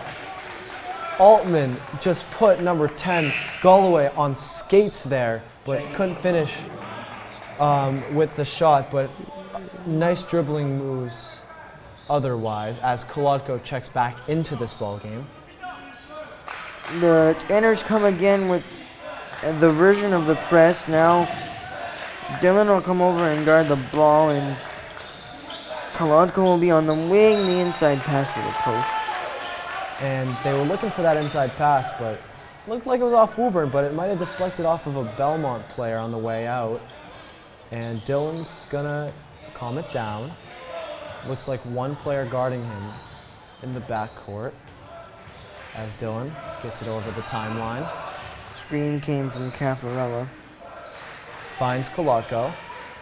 Kolodko looking for Caffarella. Caffarella's going to receive the ball. They're going to call a jump ball. Good pursuit by number 4, Donovan Holloway, as he got into the paint to disrupt Caffarella. And Woburn are going to maintain possession as it's the first jump ball of the ball game. Still a positive sign there to see Caffarella be able to use his size to go up and get the basketball. And Cogliano fouling Kolodko, pushing him out of bounds. So Tanners will retain possession once again. Kolodko on the inbounds. Finds Sullivan. Sullivan looking for someone. Dylan cradles the ball. Dylan finds Sullivan. Sullivan looking for options here. Finds Kolodko. Kolodko will try to drive, but will turn it over, and it is Belmont going the other way. 10, Colin Galloway will finish on the other side, and it is a score 17-11. So don't want to take the foot off the gas pedal if you're a Woburn right now? No, I think overall it's been one of the better starts to a game from the point of view of Woburn. Smart from Sullivan there. Notice it came off a Belmont player as both teams were trying to get away from that basketball going out of bounds, and Sullivan, with the wit he has as a second-year varsity player, lets it go as Kolodko will take it up the court. Kolodko with a strong drive finds Sullivan in the corner. He'll take a three, and he will drill a three. Mikey Sullivan off the bench with the fourth three-pointer for this Tanners team. As 21, Cogliano back up to Galloway. And Belmont will call a timeout, Joey. You can see the energy off the bench for Woburn, with all of the boys realizing there that they've got all the momentum in the world right now and they want to keep it that way. And I want to keep in mind, I want to actually point out that Dylan, usually when he drives to the rim, you expect a shot coming out of him. And that's what Belmont have done their video film and seen that as they all crashed when Dylan drove to the rim. But the unselfishness of Liam Dillon as a captain to find Mikey Sullivan in the corner as Mikey Sullivan knocked down the open three. Joey, tell me about Liam Dillon's leadership as a player on the football field, basketball field, anywhere in the school. He's got both captaincy in both football and basketball, and I think what the most fascinating thing about Dylan is even when he's struggling on the field or court, his leadership never falters and is still trying to do what he can to help his team. Of course, Joey, and Liam Dillon is a focal point of this team. As we move back into the action, Hallway with the ball here. He will find number 14 off the bench, Leo Williams, as Hallway finds Cogliano into Arno. The football kids connect as Cogliano gets the ball back. Tuzolo got his hand in there to force that out of bounds. And Max Cornelius into this ball game for Belmont. So they're going very deep into their bench as Cogliano is found here. Cogliano will put up the floater. Tuzolo will bat around the rebound as eventually it will come out to Arno, and Arno gets fouled by Dylan. Real scramble for the ball there.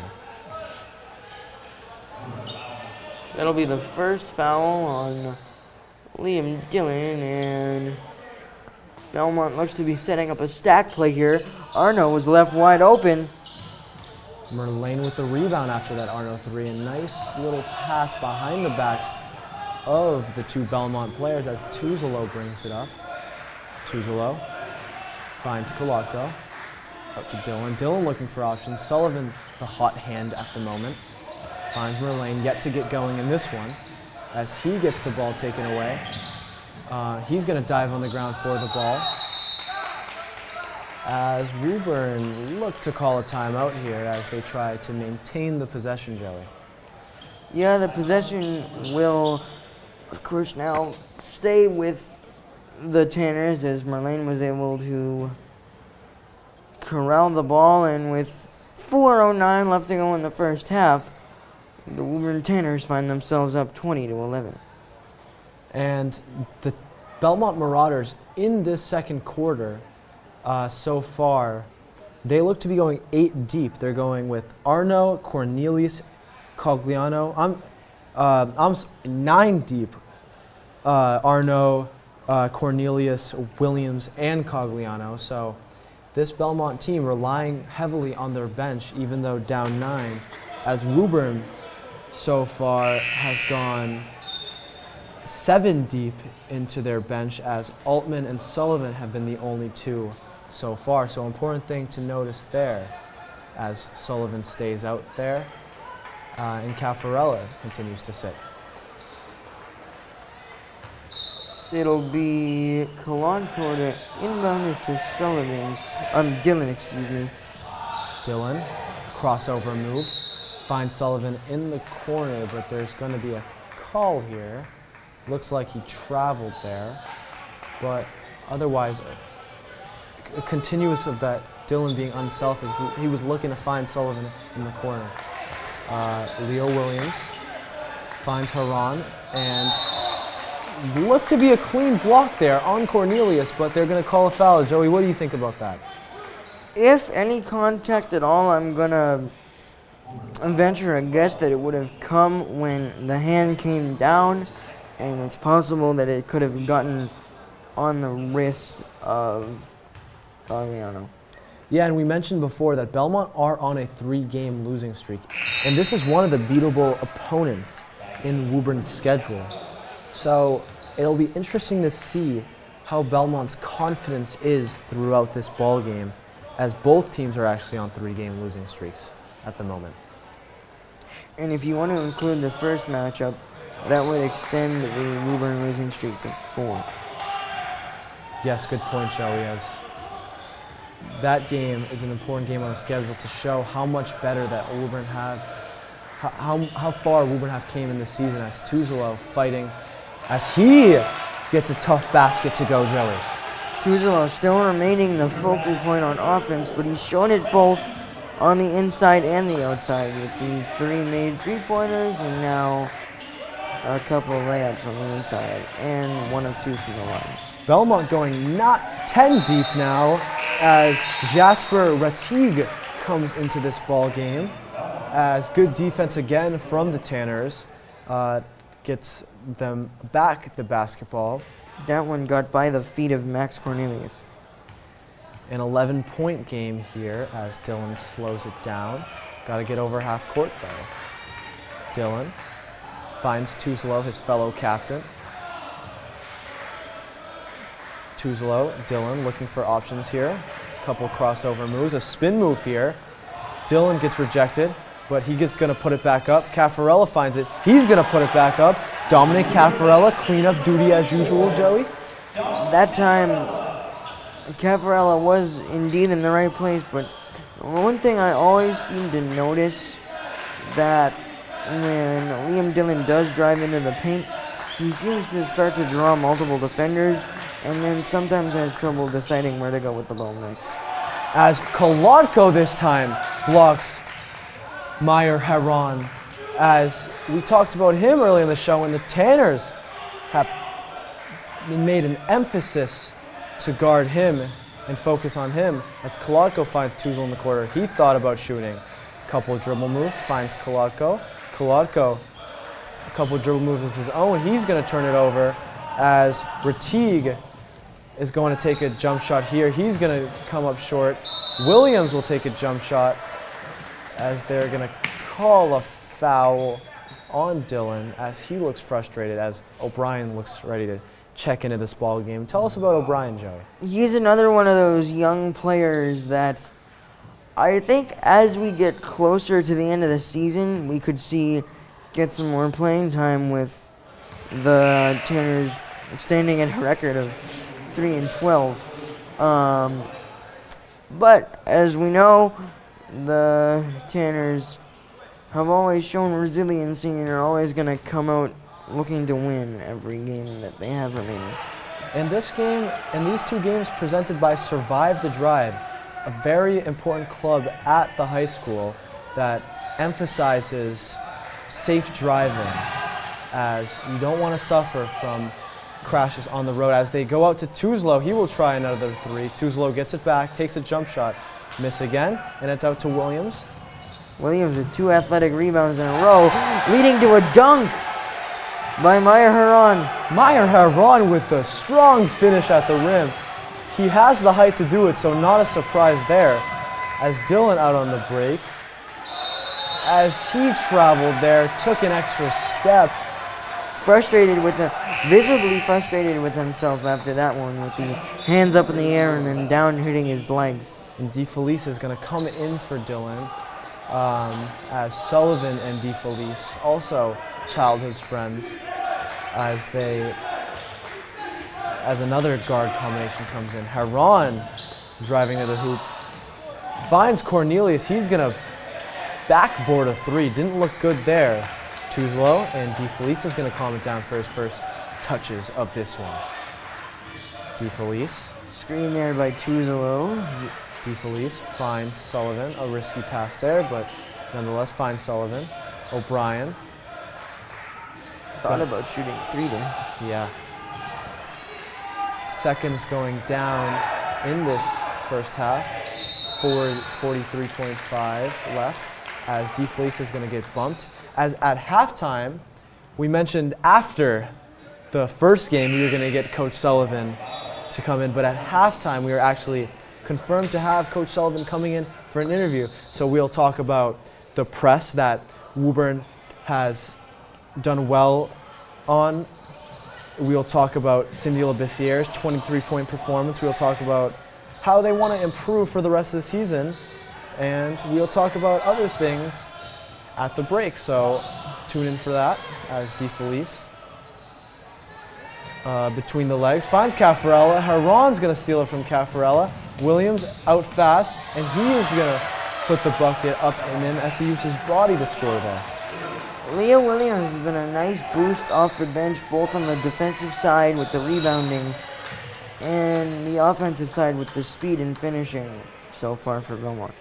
Less than 13 seconds left in this first half as Merlane checks in for O'Brien for this last 13 seconds as Woburn will look to have the last shot in this ball game as DeFelice also comes out. 12.9 seconds to go.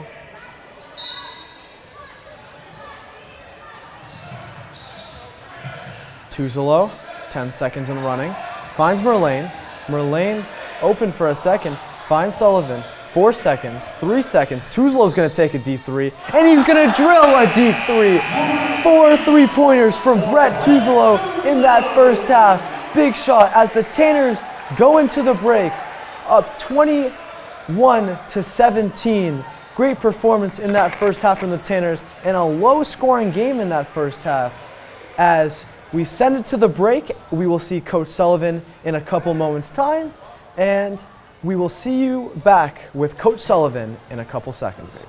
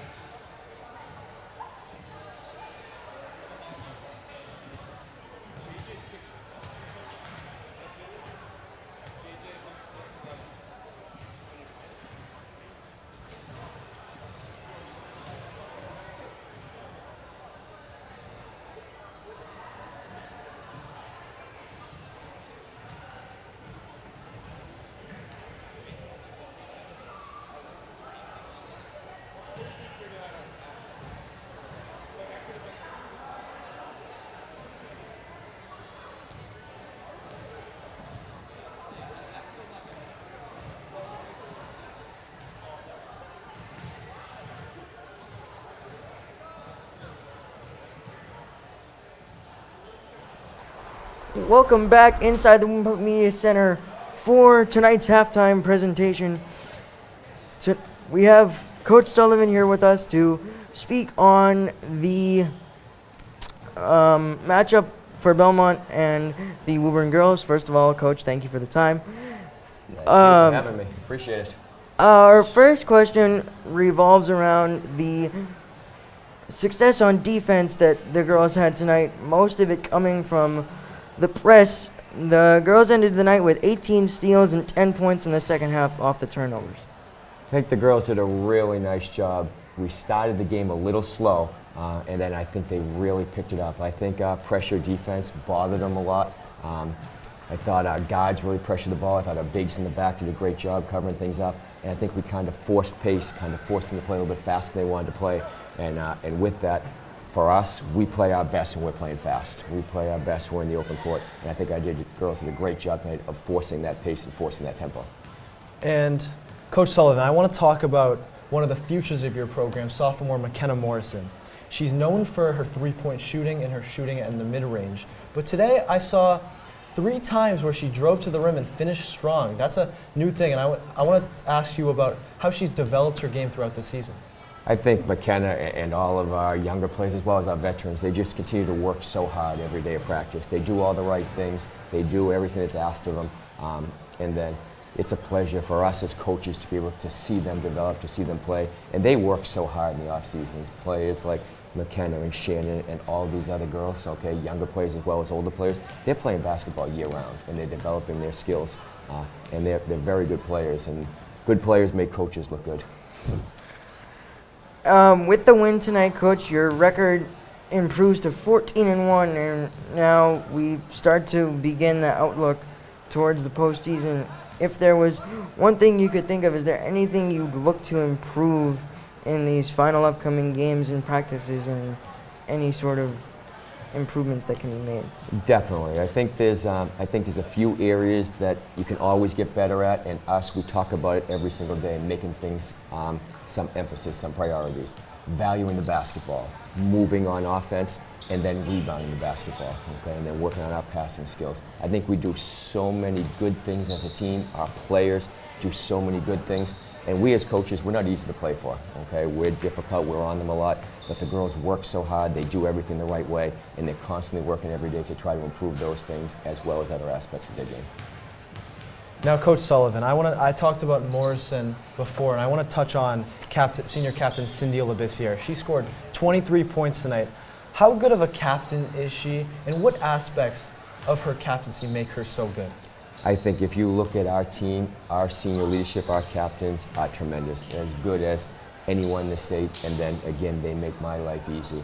The things that Cindy and Quayle and Amber and Hannah do, okay, while we were out on strike, organizing the girls, getting them together for things, just being leaders in every way, okay? They do things the right way around the community, they do things the right way at practice, they do things the right way at school, and they're just tremendous leaders on and off the floor. And we wouldn't be where we are as a program without that leadership. And they learned that leadership from the previous players that came through, okay? It just kind of cycles down, and their pleasure, and they're amazing young ladies and do amazing things. And we can see that on the court, and we can see that in the record. You guys have been playing so well all season, and we keep rooting for you guys to continue it on and hopefully go far in that tournament. So thank you for thank you for coming here, Coach Sullivan, at halftime. I appreciate it, and just for you guys, thank you for what you guys do. I go home and I watch the games, and I'm watching the film, and I'm listening to you guys. It's a pleasure to listen to you guys. I know everyone out there appreciates what you do. So thank you very much for all you guys do. Thank you, Coach Sullivan. And that's going to finish tonight's halftime show, and we will come back in about 3 minutes for some halftime stats and the beginning of the second half of this boys Woburn versus Belmont matchup.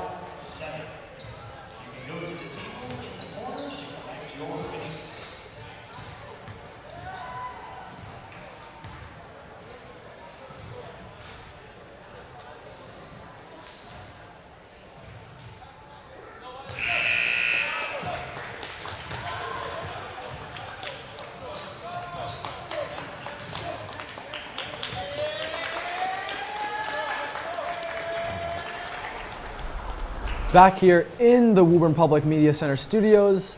That was a great interview with Coach Sullivan. What are a few takeaways that you got from that, Joey? I think Coach Sullivan, with the experience that he has as a coach, knows that there is always something to improve on. The passing and the volleying of the basketball are two things he mentioned. And as we head into the postseason, we know games are going to be even closer and closer. So those two things are going to be major aspects. 100%, Joey. And it was really nice for him to come in here and take an interview at halftime after having a tiring game for sure. But you know he'd be there for his son Michael Sullivan. So let's see how the second half of action goes as the starters are on the floor to start for both sides. As that goes out to Leah. Leah looking for someone. Leah finds Holloway. Holloway takes a long three as clanks off the rim, and Dylan slows it down. Looking to make his move here on Leah. Dylan finds Merlane off of the off-ball screen. Dylan juggles the ball a little bit. Tuzolo. Couple dribble moves. Finds Kolodko in the corner. Kolodko's going to drive. Find Merlane outside. Merlane's going to take a three, and it's going to graze the rim. Good passing on that possession for the Tanners, but they couldn't finish it with the basket. As it's going to be a forced pass by Belmont, by Belmont's number 30, Leah, and it's going to be a turnover, and the Tanners are going to retain possession here. Merlane out fast. Tried to feed it into Tuzlo for the layup. That definitely went off of a part of Tuzlo to deflect. Kolodko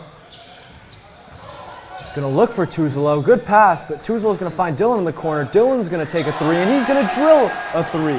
Liam Dylan, beautiful stroke from three as the lead is extended to 13. A good shot, but an even better pass leading to the three from Tuzlo as he did it in the air, making sure not to touch out of bounds when delivering the pass to Dylan. And Merlane looked to dunk there, but Holloway back on defense, and it looks to be a foul called. Merlane, a dunk for the cameras. So close there, Joey. Yeah, that looked to be a breakaway basket there for the Tanners, and as you said, minus the foul. As you said, Zeke, looked like it might have been a dunk opportunity for JJ. As Merlane misses the first free throw, but you could see him winding up for that dunk. It would have been really nice, but nonetheless at the free throw line. Misses the first, but let's see how he can do on the second free throw as he drills the second. Holloway gives it to Leah, who looks to be the primary ball handler for this basketball team, as Galloway gets it defended by Dylan. Galloway finds Leah. Merlane with those free throws extends the Tanner lead to 14. And Maya Haran with a nice little touch of a floater there. Merlane pushes the pace, finds Tuzolo. Tuzolo backing up. Dylan's gonna let it run.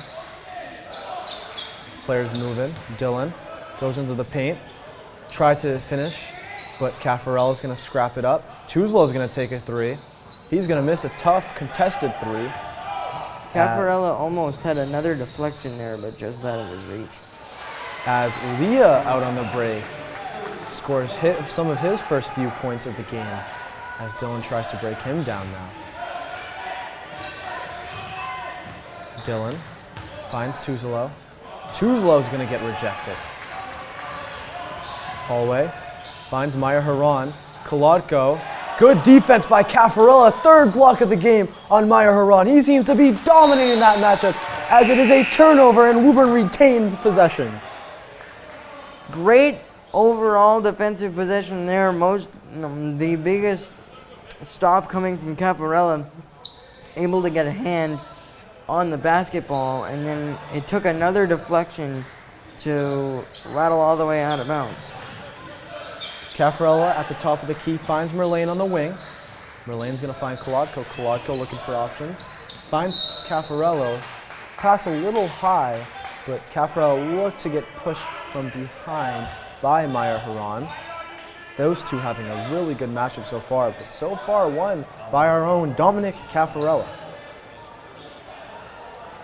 Dylan on the inbounds here. Look to see what play Coach Randy Parker has set up. Cut by JJ, but Dylan saw no option, just chucked it off of Leah's foot. Interesting strategy there, Joey. Yeah, JJ Merlane started around the elbow, tried to cut inside the paint, but Dylan didn't see the window for a pass.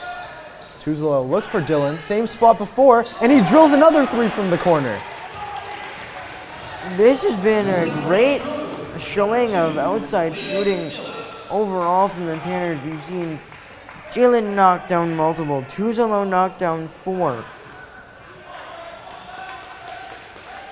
4 for Tuzlo, Joey. You were totally correct, and Dylan with 2. I mean, 6 3-pointers. It's pretty rare from this team. They don't tend to shoot that well, as Meyer Haran's going to get the rebound, as Caffarella tried to take his hand out before it got crunched. A nice little Euro step there from the Belmont player, as number 4 Holloway with a nice finish. Dylan. 2 defenders in the backcourt again, as one will travel with Polanco.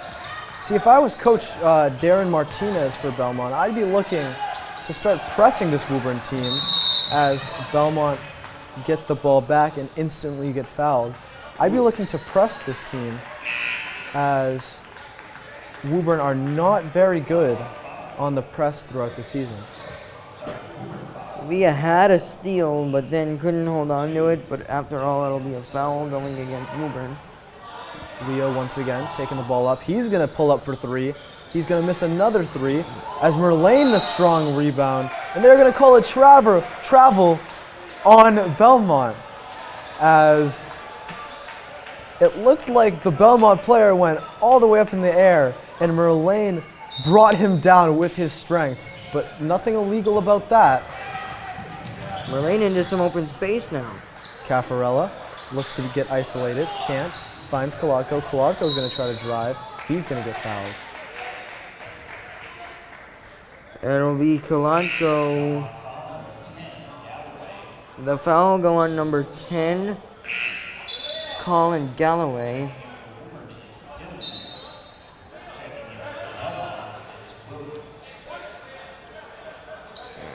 Going to be inbounded by Dylan. Looks to be the primary inbounder. He's going to look for Sullivan, can't find him. Taken away by Holloway. Holloway out on the break. Finds Meyer Haran. He's going to pull up from the elbow, and he's going to drill the shot from the elbow. Meyer Haran looks to be a great shooter, as Coach Parker is going to call a timeout here. Doesn't like what he's seeing. Doesn't want to lose the momentum that he's gained.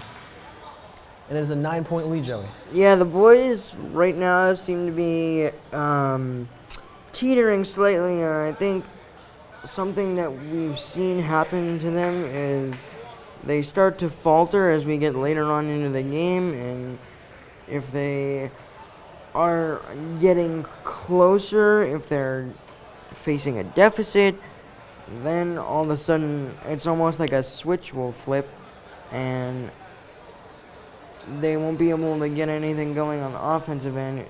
And you don't want the inverse to happen here, where you're up and you don't want to let Belmont back into this ballgame. And I want to shine a light on some halftime stats here. Tuzlo had 15 points going into the break with 4 three-pointers.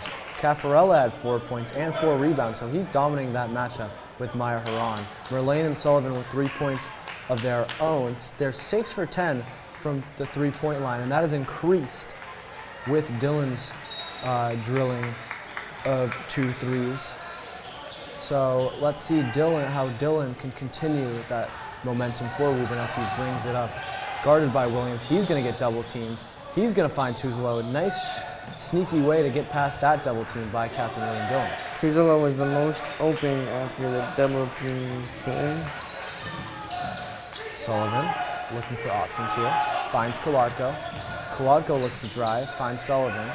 Back out to Dillon. Good passing. Dillon's going to step back for 3, and he's going to miss. Good box out by number 4, Donovan Holloway. Jump pass by Holloway. As Meyer Haran's going to clean up. Similar to the way Caffarella has done for the Tanners, and now Meyer Haran able to do it on the other end. As Dillon drives in and creates the foul and gets 2 shots at the line. And I want to mention one more thing about this Tanners team is that they are not amazing from the free throw line, but they don't get to the free throw line enough. As Dillon shooting 2 right here, as he drills the first one. You've seen improvements of this team from the free throw line so far, but it's getting better throughout the season, but you want to see that consistency of getting to the line every game. Yeah, I think also, as it might not be this season, as the Tanners hope to get into some more important games in the coming time, the free throw percentage becomes even more important, as the Tanners try to do a quick inbound, but Kolodko didn't let Sullivan get back in the court of play in time to dish it off. As Holloway, guarded by Kolodko here, 2 number 4s going at it, and Holloway will win that battle as he rises over Kolodko, as Merlane's looking to push the pace here. Pass Haran, and Haran's going to get called for a foul. Would look good if they got him in foul trouble, Joey. I think, yeah, that's for sure, as it would then give that advantage that we talked about earlier back to Caffarella, with Meyer Haran having to take a seat. And for sure, Joey, I mean, Sullivan is the only guy off the bench so far in this quarter. So let's see if they go with that 6-man rotation throughout this game, because they need this game if you look at the standings. As Sullivan with the ball as we speak, finds Tuzolo, the man of the hour, gives it up to Kolodko. Tuzolo with a deep 3 is going to get tipped by the Belmont player, and Belmont looks to go fast. And a fight between Merlane and a Belmont player for the basketball, as Arno has come into this game for Belmont. That looks to be Holloway.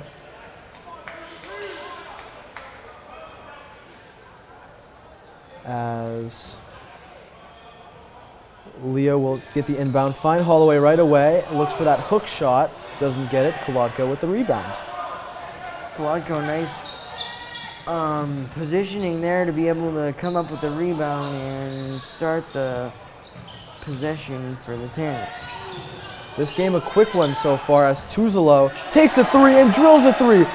Brett Tuzolo is hot.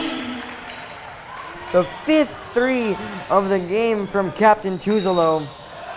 As an and 1 is scored by number 30, Leah, as he drives to the hoop, and it looked to be Sullivan's hands in the way, but still powered through. The sophomore from Belmont did. Even with the made 3 from Tuzolo, the Marauders still finding their ways to climb back into this game. With the 2 made free throws, it would become a 4-point deficit only. And Joey, I mentioned it being a really fast game. The time right now is 7:55, and it looks like the third quarter is going to end before 8. So this is a very fast-paced game. Not a lot of fouls, not a lot of timeouts between both teams, as Kolodko looks to get into his bag with the dribbling, as Tuzolo now feeling very confident, as Kolodko wide open in the corner, wasn't found. Kolodko looks to drive again. He's going to get fouled, and it's going to be on the floor. The Belmont defender swung a hand inside of the area of, or inside the body of Kolodko, and that's what caused the foul. As Tuzlo will be the inbounder here. Different play because it's usually Dylan. Kolodko trying to find Tuzlo. Doesn't. Blocked by Holloway, but Holloway stepped out of bounds when he retained possession for Belmont. So it will stay Woburn basketball as Dylan will retain his primary inbounder role here. Interesting to see what the play becomes for the Tanners. As Merlane dives out of bounds to save the ball, Dylan puts it up. He gets fouled, blocking foul. He will go to the line for two. Liam Dillon pushing double digits here. Merlane seems to be struggling a little bit with a limp as he'll take a walk. Now over in a conference with Kolodko and Parker. Coach Randy Parker hasn't had the greatest season this year, but last season you could see the flashes as he was a first-year coach and how capable he is of giving his team the capabilities to win.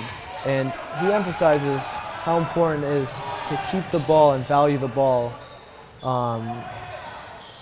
as Cornelius finds Arno driving to the rim as Arno is going to turn it over here. The free throw struggles, as you mentioned, Z, continues as the last two from Dylan went off the front of the rim. Less than a minute to go now here in the third. Merlane's going to get called for the charging foul. Very brave by number 4 on Belmont to take a charge from Jalen Merlane, because Jalen Merlane is a very strong man, Joey. Yeah, JJ has the ability to play both guard and forward with the agility that he has. But as you said, that size is also becoming a factor in what can give him advantages as well. Meyer Haran on Caffarel. That matchup has been going all night. That was a nice cutoff from Dom on the baseline. Dylan's going to take the ball away from Belmont, and he's going to slow it down here with 22 seconds and counting remaining. See if Woburn can look to get the last shot here as Dylan continues to dribble with it. Nice dribble handoff, another one. Kolodko. Palm it up, 8 seconds and running. 5 seconds, Tuzlo with a couple dribble moves. He hit the buzzer beater last time. Kolodko takes a three. O'Brien tried to tip it in, but they're going to call it the end of the third quarter with a score of 39-34 in this one in favor of the Woburn Tanners. Joey, how would you like the Tanners to approach this last 8 minutes of basketball, only up 5? They have to stay strong on defense. A 5-point lead isn't that much in comparison to what they've had earlier in this ballgame, and obviously with wins being at a premium so far this season for the boys, it's one that you really want to have when you've led for this long. And look at senior Michael Mahoney hyping up his men here as he is hyping up Dom Caffarella as Coach Parker continues to lay out his game plan for this next 8 minutes. So we'll see how the Tanners approach this last 8 minutes on the defensive end and the offensive end, because they gotta limit the turnovers. And it is a very low-scoring game in this one, as you'll notice the score line being 39-34 with 8 minutes left, as Joey will tell us some of our third quarter stats. Tuzlo still the main scorer for the Tanners with 18 points with 5 made threes. The layup and then 1 of 2 from the line. And Dylan, the secondary scorer. Meyer Haran and Leah, the leading scorers for the Marauders, with 11 and 9 points respectively. Dylan, a strong drive as he finishes and scores as he is into double digits now. As Haran looks to find Holloway and he misses Kolodka with the long rebound. As it comes out to Tuzla. Nice mobility there by Kolodka to chase down that rebound. Yeah, you can see the agility that he has because a lot of players will just run right out of bounds there. As Dylan did not see Leah coming out of nowhere. Just put a hand up and he was able to get the deflection. As Kolodko looks to be the inbounder here. With the other four on the court being O'Brien, Dylan, Caffarella, and Tuzla. Dylan looking for options. Finds O'Brien running off a screen. Tuzlo out to Dylan. Finds Kolodko. Kolodko looking for Caffarella. Is going to look Tuzlo for three anyways. And Tuzlo, it's going to a rare miss from Tuzlo tonight. As it looked to have come off the Belmont player, but the ref had turned his head before it hit the Belmont player. So it's going to be Woburn Belmont basketball. When Tuzlo took that three, there was about 5 to 6 seconds left on the shot clock, so not much time. So not a terrible decision there by Tuzlo to let that one go. Meyer Haran showing his shooting ability from the free throw line here. As O'Brien trying to find an option here. He does, finds Dylan. Dylan looking for options of his own. O'Brien looking for Caffarella. Using the pivot foot to his advantage was O'Brien. See what Dylan can do. Finds Tuzlo isolated in the post.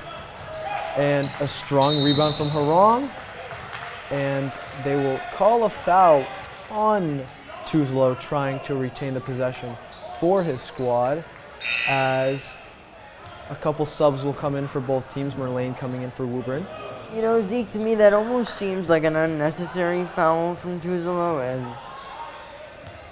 with the lead, there's not really that much of a need to be aggressive and get that steal, as it might have been better to just all get back and have a better defense for the shot.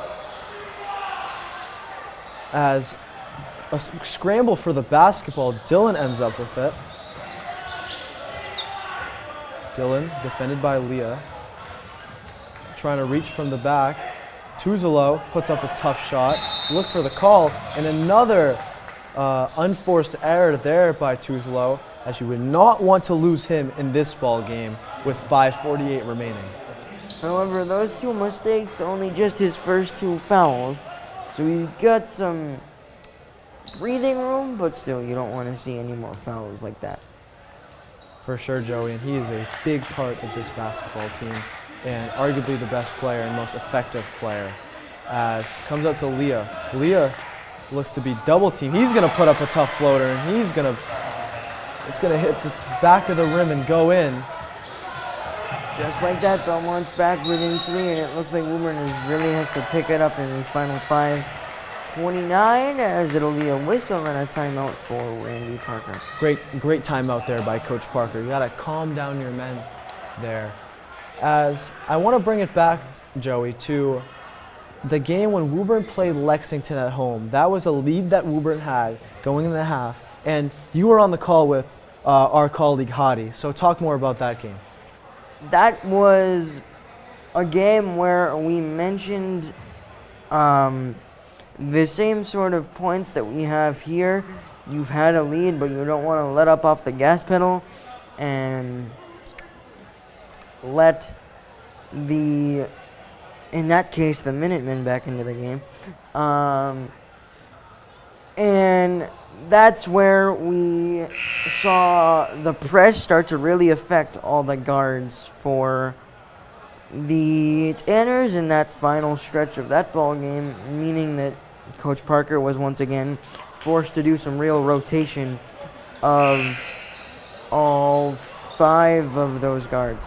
Yeah, and it looked like Lexington was the team that discovered Woburn's struggle on the press. Although Belmont have seemed to neglected that struggle and go with their own half-court defense. And one thing that was common in that game, and similar to this game, is that both games Woburn were very good from the three-point line, as Dylan caught the ball in the front court but stepped into the back court. So a turnover there for Woburn. Hopefully that one doesn't prove to be costly, as once again the Tanners only with a 3-point lead in the final 5:26. Let's see what Coach Darren Martinez has cooked up for his team in the last 5 minutes and counting. Leo Williams was open, but they couldn't find him. As a 3 taken by Galloway, that would have been a killer for the Tanners as they retain the possession after that missed shot, as the press looks to start up. And let's see how this goes for the Tanners, Joey. Right when it becomes most important, the Belmont Marauders are forcing the Tanners to make those decisions when it comes to the press, and that's been a struggle. Not just a struggle, almost a mighty struggle so far this season for the Tanners. Oh, Joey, couldn't have been said better myself. The Tanners have been not a great team on the press, and Coach Parker has talked about that, talked about the turnovers, and he's emphasized it to his team, and you can't ignore the elephant in the room like that, because it needs to be improved, but the free throw shooting is one thing that has been very much improved, as Merlane made the first and made the second. Almost commentator's jinx there, Joey. Less than 5 minutes to go. Tanners up 5, looking to hold the lead and secure their 4th win of the season. Galloway finds Meyer Haran. Leah conducting this offense. Leah gonna put up a nice little finger roll shot, and the Belmont Marauders are within 3 once again. Dylan looking to take it slow. Pushed out of bounds by Leah. Pretty obvious there, no arguing from the sophomore point guard. As Dylan will go to the line for a 1-and-1. Past the 7 foul minimum for the 1-and-1. A 10th foul would result in automatic 2. First half no good. Leah Williams now on the wing. Dribble handoff. Inside to Galloway, who's off the mark, gets his own board. Back out to Leah Williams. And it's stolen. And out ahead now it comes. Tuzelo underneath the basket is fouled. It looks like they're going to call a foul. Yes, they are on Tuzelo.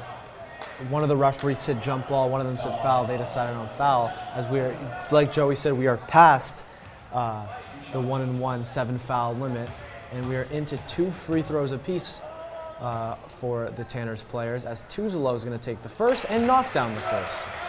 Continuance of that free throw improvement that we mentioned before. The second half will improve the Tanners' lead back to 5.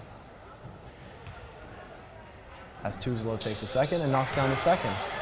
He's been working on his free throw shooting, as Leah, the conductor of this offense, starts up again, as a screen by Haran. Back out to Williams. Williams will find Leah. Williams looking for options here. Back to Leah again, playing catch. Leah takes a 3, and way off from Leah, as Dylan decides to calm it down. Up 5 with 3:43 and running. Dylan defended by Williams. Finds Tuzelo, risky pass. Kolodko in the corner. Kolodko is gonna be way off on a 3, but it is gonna stay Woburn basketball, as Caffarella forced that on the other side of the court, as Kolodko will be inbounding the basketball. No, it'll be Tuzelo inbounding the basketball. Let's see what Coach Parker has drawn up for this play. That would have been such a huge made shot for Evan Kolodko, but Belmont was able to close out at the very absolute last second to affect the shot. Here's Dylan, defended by Leah. Dylan with a nice dribble move. Finds Kolodko. Kolodko's got to watch his feet. Kolodko finds Merlane. Swings to Dylan. Dylan's going to take a 3. Deflected. Deflected. Caffarella's going to clean up business once again, and Caffarella is going to score 2 more points to extend the lead to 7 for the Tanners. And Meyer Haran's going to get swatted by Caffarella. Dominic Caffarella, 2 big plays down the stretch, as a 3 is going to be missed by Holloway. Holloway's going to get the ball back, going to find the Belmont player, number 10, Galloway, as a timeout is going to be called by Coach Parker. Boy, what action there, Joey. Oh man, the huge matchup we talked about at the beginning, at the top of the show, between Meyer Huron and Dominic Caffarella. 2 consecutive plays going in the favor of Caffarella to once again solidify his advantage in this matchup so far tonight. And Joey, Caffarella, every time Huron takes a shot, it feels like Caffarella is right there for the block. Caffarella is doing so many good things for this team, Joey. And Belmont are just not a good three-point shooting team tonight, as they are 1 for 16 from the three-point line. I mean, Joey, how has that affected them as a team tonight? That's that right there, just from that stat, lets you know that that might be 15 empty possessions, barring a few possible offensive rebounds. And you know, Joey, some of them have been open threes that the Marauders have taken, but most of them have been well defended by the Tanners. So give credit to where it's due, as Kolodko will take the inbounds pass here. Only 2:52 left to go for the Tanners to be able to hold this current 5-point lead. As Dylan will find Tuzlo in the corner. Kolodko finds Tuzlo. Tuzlo uses his body. Caffarella, cleanup duty over Huron. Caffarella owning Huron on both sides of the court right now. Complete difference from the first matchup. As it looked to be a clean block by Caffarella. And man, what a performance by Dominic Caffarella tonight. Yeah, I think we mentioned also that Meyer Huron had plenty of success in the matchup earlier this season at Belmont, but it is clear that Dominic Caffarella has been able to make major adjustments, and he finds himself on the positive end tonight. As Huron at the line for 2, questionable foul call there. Deflected, but it'll stay with Belmont. Galloway thought about it. Caffarella getting in there, Kolodko getting in there. What action here with 2:09 left remaining in this ball game, a 6-point game. Ball will be going to Woburn with Kolodko set to inbound. Zeke.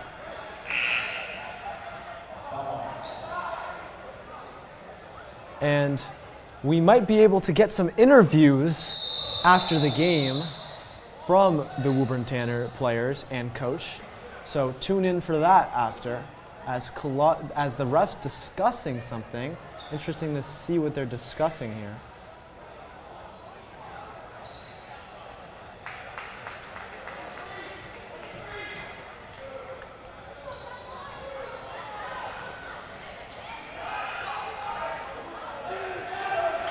As Belmont will get the possession here after a discussion between the referees. Leah with the inbounds. See what the play Coach Martinez has drawn up here. Gonna look for Cornelius in the corner. Cornelius finds Holloway, has Tuzlo jumping.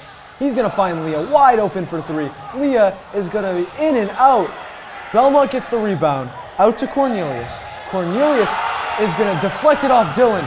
Dylan is going to calm it down here, find Caffarella, back out to Dylan, and he's just going to relax it here as the Tanners look to get their 4th victory with 1:43 remaining, up 6. The foul there will be due to a little bit of aggressiveness from the Belmont guards looking to get a steal. As Dylan will be at the free throw line for 2. Important that Dylan knocks these free throws down, as they are vital for the outcome of this game. knocks the first one down. Extends the lead to 7 with the second half. He could extend the lead to 8 as Meyer Haran comes back into the ball game.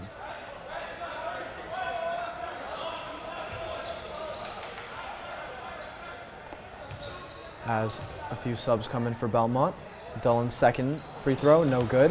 Holloway with the rebound. Holloway out fast, as he should be going out fast. Leah, the point guard, out to Williams. Williams coming off the bench, but playing down the stretch as Tuzolo fighting for the ball here, as it looked like Leah or Meyer Haran coming flying, but they're going to call the foul on the Woburn player, on the Belmont player, so Woburn will have 2 free throws with Brett Tuzolo at the line. Tuzolo able to extend the lead to 9 if both free throws are made. And on a miss, the Marauders will have to get back quickly on the rebound, and that foul there on Meyer Haran was his 5th and final, meaning we won't see him for the final 90 seconds of this ballgame. And I want to say something about Meyer Haran. Dominic Caffarella, what a game from him. I mean, Meyer Haran, it was a good matchup for like 5 seconds, Joey. Instantly, Caffarella had a block, and instantly, Caffarella had cleanup duty on the boards all night long. And it looked like he didn't even notice Meyer Haran out there as Cornelius comes in to replace Haran. As they are chanting MVP for Brett Tuzolo in the Woburn High School gym as he drills the first free throw, extends the lead to 8. And there's 2 words I want to say regarding this game, Joey. Tuz time. Tell us about Brett Tuzolo tonight. He has been unbelievable on both ends of the floor, and I think also it is a testament to his senior leadership that we've talked about. It happens on the basketball court and on the football field and around the community as well. So big shout out to Tuz for tonight's performance. Williams driving. Caffarella gets called for the foul there as he hacked Williams going to the rim, as Williams will go to the line for 2. As it is a 9-point possession, but the Belmont Marauders can cut it to 7 here, so the Tanners should not feel comfortable whatsoever. Yeah, there is definitely still time for the Belmont team to get back into this game. As Williams knocks down the first one, cuts the lead down to 8, and the second one will be good also. Cuts the lead down to 7. As Kolotko with the inbounds. The press is very evident here. Dillon. Able to avoid with the use of one hand on the dribble. Impressive by Liam Dillon. Just spinning number 10 Colin Galloway in circles as he continues to do it. Man, Liam Dillon, look at the dribble moves here as they need help, reinforcements, as finally Belmont gets to him, Joey. But it did go off of a Belmont player, meaning that the Tanners were in possession and have a chance to, at the very least, knock down another 15 seconds if they go all the way to the end of the shot clock. Joey, it looked like a circus, and Liam Dillon was leading it as he sent everybody spinning there. Through the spin cycle. Kolotko drives, finds Merlane. Nice catch there by Merlane. 7-point game. Merlane continues to keep the ball. He's going to take a hard drive. Caffarella with the rebound, but Williams will get it out to Leah. Leah will finish at the rim, cuts the lead to 5, 33.4 seconds remaining, and Randy Parker will call a timeout because these last 33.4 seconds are going to be massive, Joey. Yeah, these final 33.4 seconds are going to decide the game, as we're still hanging in the balance as to whether or not we think is going to win this game. The Tanners, obviously, their main focus is going to be defense for the final 33.4, whereas we're going to see the aggressiveness from the Belmont Marauders on the defensive end increase to try and get as many possessions as they can. And Mikey Moe, you know who he reminds me of? Thanasis Antetokounmpo, one of the role players for the Milwaukee Bucks. He continues to hype up his teammates every chance he gets and continues to motivate his teammates like the senior captain he is. So we'll get back to action in this last 33.4. Kolodko will be the one to inbound. And a turnover here by Merlane, and it's going to be a foul called on Galloway's drive as there's 27.5 seconds remaining, and Galloway will be at the line for two. He can get it to a one-possession ball game with these 2 free throw makes. As Galloway takes his first. And that shot will be good, cuts it to 4. Everybody on their feet in the Woburn High School gym as Coach Martinez and Coach Parker bring this game to a close. The second free throw, good. Cuts it to 3, 27.5 left. Dylan, nice spin move there, but Williams coming from behind. Dylan keeps the basketball. Nervy moments here from the Tanners as Coach Parker is gonna call a timeout here. Smart timeout with 20 seconds left. 7.9 seconds left off the clock. Confusion here. A scary moment there from the Tanners is Leah Williams almost came from behind, stuck a hand in there, and it looks to be a jump ball here as a stack formation here for the Tanners as Merlane looks through to the rim, but Tuzelo is going to get fouled as you don't want to foul Tuzelo. He's the best free throw shooter on the team in my opinion, Joey. in that block formation there, Merlane ran a post route almost to the block of the paint, looking to get an open shot.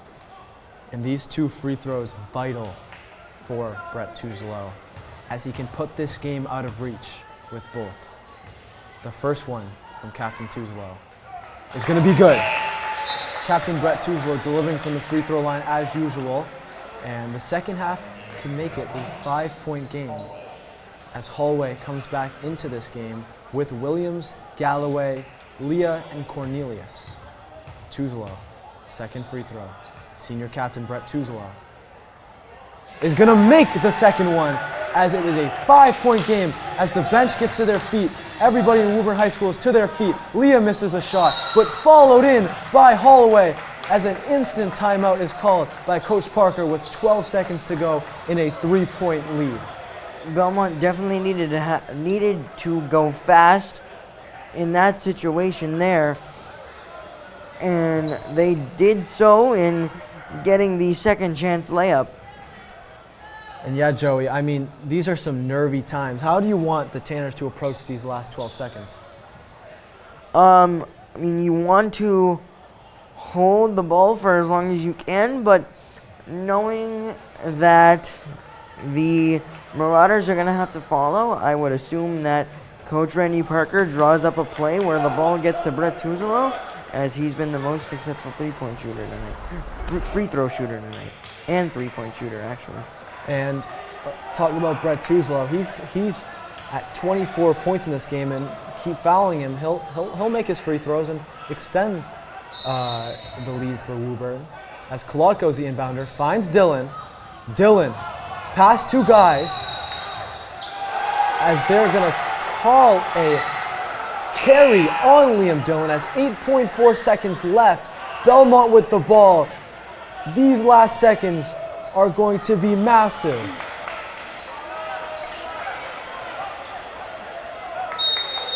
Holloway the inbounder. And Belmont are gonna call a timeout, as Woburn has the only timeout remaining with 1, and nervous times in the Woburn Public Media Center and at Woburn High School, Joey. I mean, this is could be one of their biggest results of the season. That carry call there on Liam Dillon is, I guess, one I can understand. However, that is just in general, that's a rare call that you don't see called very often. It's going to come down to the wire, Joey. 8.4 seconds. The boys' team hasn't been down to the wire since 5 games ago in Wilmington, where they won in overtime. This is a rare situation for this Tanners team, as this would be a massive win. And if they could continue this winning streak and start with a win, of course, and develop a winning streak, it could get them into a tournament, because Belmont are not a slouch of an opponent, as Belmont taking a solid 5 years in the huddle. I would be interested to see if the Tanners elect to foul, forcing Belmont to take free throws and avoid the three-point shot. Leah, 6 seconds to go. Screen from Belmont into Merlane. Merlane's gonna hold it. They're gonna call a foul on Merlane, and Merlane's gonna go to the line with 0.1 seconds left to go. Clutch defense from JJ Merlane as Twos tells his student section to get up off their feet as the Tanners are about to secure their 4th win of the season. An absolutely huge steal from JJ Merlane there, knowing exactly where the play was going to go and getting right in front of Holloway to avoid the corner 3 opportunity. And 2 big shots for Merlane, as the first one will miss, but considering there is 0.1 seconds left on the clock. He should just miss this second one in order to get the final 10th of a second off of the clock. As the clock will wind down and the Tanners will get their 4th win of the season. And I have 2 words for you, Joey. Belmont K. Joey, I mean, give me some final thoughts on that game. That is arguably the best win of the season overall for the boys Tanners basketball team.